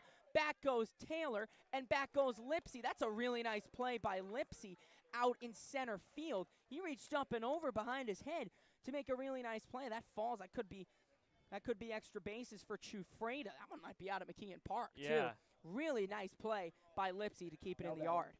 Yeah, that ball hit just almost to the wall. And in a lot of parks, that might be gone, but not here. So quick first out for Chufreda. Vastine has stayed in this whole game. This will be his 6th at-bat after collecting 3 at-bats in the first 2 innings. This is only his 3rd at-bat since the 3rd. As there's a swing and a miss, now 1-1. I think that speaks pretty nicely to the fact of the job O'Connor has done. This is only his 3rd at bat in 1, 2, 3, 4, 5, 6 innings. Not good at math over here. After the same amount in the first 2 innings. And guys, go back to O'Connor. If you were to tell us that when you look at our pitchers, both of them getting roughed up a little bit. When you look at Nichols going 2/3 of an inning and Roby going 1 1/3, how big is it that we have to use the same amount of pitchers as Bourne has? Swing and a miss by Vastine, 100%. That now gives you an advantage going into tomorrow. Absolutely. So now, and then with the day off yesterday, it feels like we have our entire pitching staff here with the performance O'Connor has had today. Ripped down the right field line, but foul. Anything you can take mentally as an advantage into tomorrow for Hyannis, they're going to take it. Anything to shut out this scoreline, because again, it's not representative of their performance overall. Anybody's going to have a blow-up day at any point. As here's the 3-2, swing and a miss. And after those 3 plate appearances with the walk in the first inning, having scored 3 runs through his first 3 plate appearances in 2 innings, Vastine flies out to right, flies out to left, and now strikes out. Relatively completely shut down by O'Connor. And guys, like you mentioned, all jokes aside, but a serious note here. As their first pitch is outside to Kuroda Grauer. That if you do take out those first 2 innings, that we won 3-0. Oh, right? And that's such a big moment.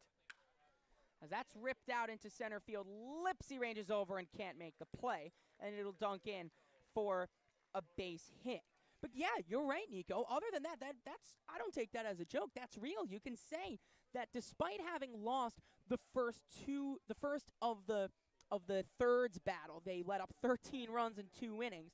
They go then and take the second battle, the 4th, 5th, and 6th inning, hold it completely scoreless between the 2, and now they've won the 3rd battle. The mentality of this team is real good. You send out O'Connor as he sends the first pitch low to Diggs. They can take away a battle won here. They haven't won the war, but they've won the battle. And then they go into tomorrow with their 1-0 mentality that I've talked to B.J. Johnson about, completely erasing it from today, and just coming back, it's a completely new day tomorrow, as there's a strike to Diggs. And I think tomorrow, as we come into the game tomorrow, Game 3, that we need to have that the mentality Bourne had today. Go punch them early. Go get on them early. Put them out of the game quick. Take some exception, as the 1-1 scooting back is Diggs. And with, going through Series 1 in the first round, we never had to play with our backs against the wall. We won both those against Falmouth. So now Game 3, now our backs against the wall, season on the line. Really looking forward to see what that might look like here for the Harbor Hawks. That's fouled away by Diggs. Now 2-2. And getting to do it at McKeon Park is also huge, because we know that McKeon Park is going to be bumping tomorrow. It's going to be impressive to see all the fans filing in. For a decisive Game 3 in the playoffs, it's going to be absolutely huge. So hearing us and you're on Cape Cod, get your way out to Hyannis, Massachusetts and McKeon Park as the 2-2 Diggs did not go. Now the count is full. Yeah, no doubt. If there's anybody anywhere near Cape Cod, definitely want to be there. This will be the first game 3 Even of if you're the in playoffs. Wareham. Yeah. Even if you're across the bridge in Wareham, you should definitely come to this game. It's going to be game 3, first game 3 of the playoffs. Swing and a miss. Down goes Diggs, and what a job from Griffin O'Connor to come in. He has now gone the longest of any Hyannis Harbor Hawk all season long. Puts up 6 innings of scoreless ball to keep the Braves at 13 runs. Sounds kind of funny-ish, but that's huge for Hyannis going forward. As we go to the top of the 9th, Hyannis need 10 to send it to the bottom of the 9th. 13-3 from Bourne. Last licks for Hyannis after this. A brilliant idea starts at the source. Through innovative design, we're taking steps to create a better future. Now, the pure fresh taste of Dasani comes in a redesigned bottle, up to 30% made from plants, and as always, it's 100% recyclable. Plant bottle, designed to make a difference. This BBB seal is a badge of honor. It's a sign that this is a business you can trust.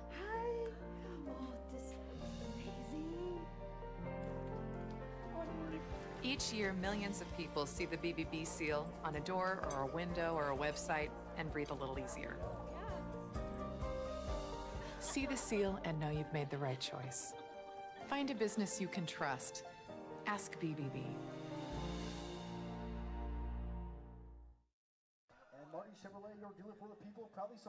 And let's go to the top of the 9th. Hyannis need 10 more tall tasks, but we've seen some crazy stuff here on Cape Cod.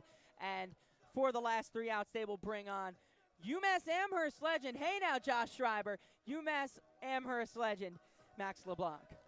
Yeah, the 6'6" tall right-handed pitcher, the senior, out of Sharon, Massachusetts. For Bourne this season has been pretty solid, a 4.62 ERA in 6 games pitched, 11.2 innings, 14 strikeouts, and 4 walks. And last time against Hyannis, hey, guess when the last time he pitched was? Tell me. It was the regular season finale. Shock. 2 innings pitch, scoreless ball, 1 hit, 2 walks, and 2 strikeouts. Max LeBlanc is a big old righty, throwing a lot of fastballs, and he's going to bring the electricity. Yeah, you mentioned a guy that throws a lot of fastballs. You know, so far on his time on the Cape, 75% fastballs. He's going to go right after hitters. He's going to challenge him. Again, big frame, has pretty solid velocity. Going to challenge him with the fastballs a lot here. Now, after this first pitch, I want to bring up a point that one of our viewers, being my brother, made a really, really fun point as the pitch to Gazdar misses up and away. We're talking about all of these successful programs, the one being the most prevalent at the moment at LSU, the national champions. My brother made a good point that in game 2 of their series, they, as Gazdar flies it to right field and making the play for the first one is Diggs, LSU got it handed to them in the second game of their series.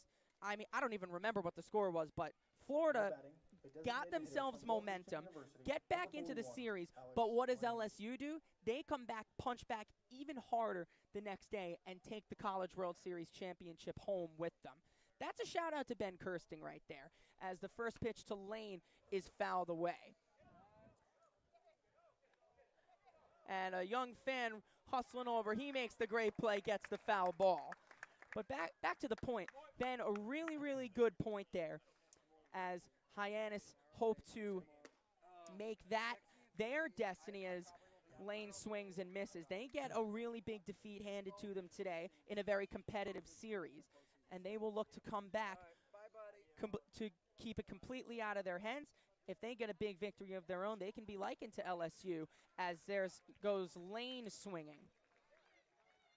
Was a point that I didn't think about it from that angle at all. I'm sure there are several examples of it, honestly. Sure, I mean, sure. As Bourne, you kind of have to say to yourself, like, hey, just because you win this game handedly doesn't mean the series is over by any means. Like, that's just how baseball works. That's how sports work in general. Inside to York. Yeah, definitely this College World Series being the most prevalent example. You know, and that's the beauty of baseball. You know, we spoke about it time and time again, but it even happened this game where swing and a miss from York, 1-1. It happened in this point where they just saw Nichols and Roby really well. They may have saw them on one of their off days. Yeah. Because then you see Griffin O'Connor, he puts up a bunch of zeros, you know, only gave up 2 hits on the night. You know, so he pitched unbelievable. Fouled away by York, and now Hyannis down to their final strike. And that's just the beauty of baseball, you know, where it just seemed like there was 2 completely different games happening right there. Where it doesn't. That's the beauty of tomorrow. It doesn't matter who's been better all year. It doesn't matter about any of that. It matters who's better at Game 3 tomorrow.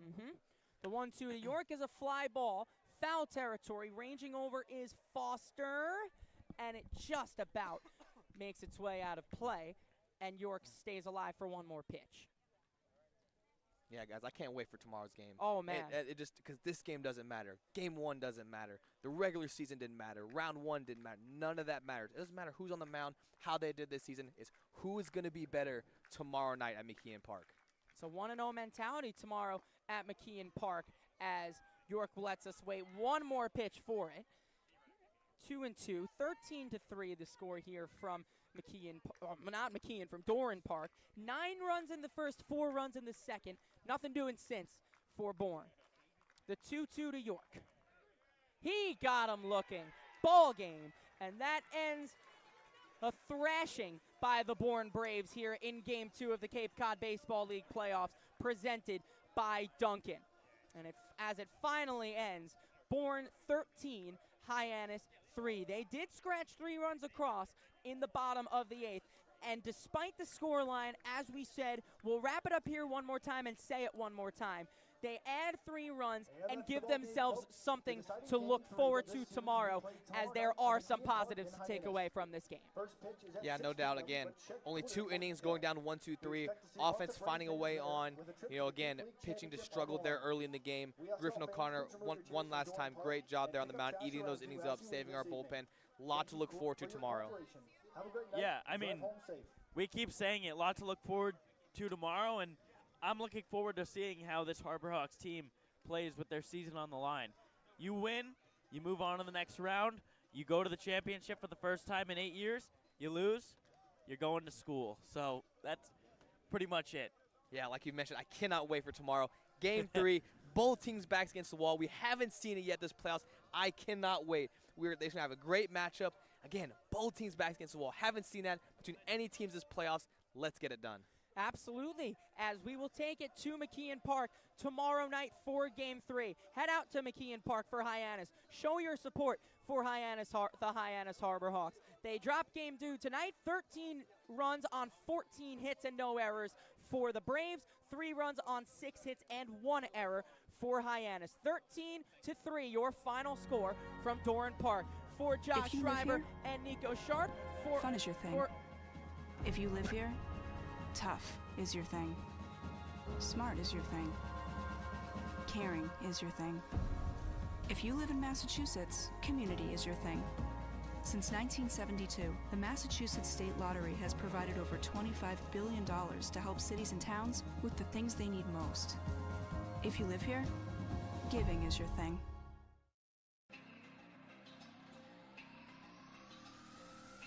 My family earns respect.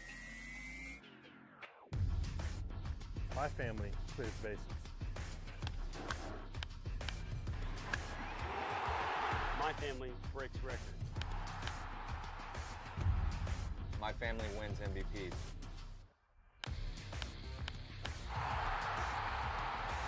My family gives everything. My family makes history. My family wins championships. There's no family. There's no family. There's no family. There's no family like my family. Join the fam. Join the fam. Join the fam.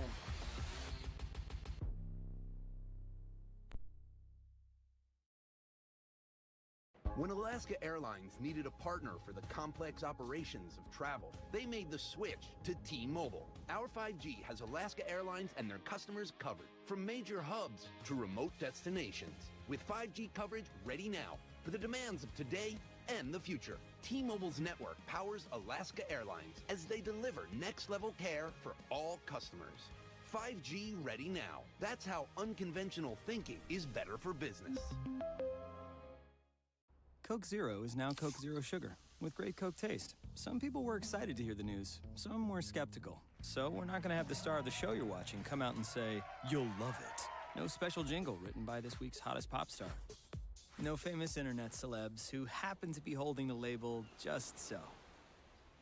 Okay, maybe just one little pour shot. The only thing that will make you believe Coke Sugar has great Coke taste is trying it yourself. Ice cold Coke Zero Sugar. Try one today.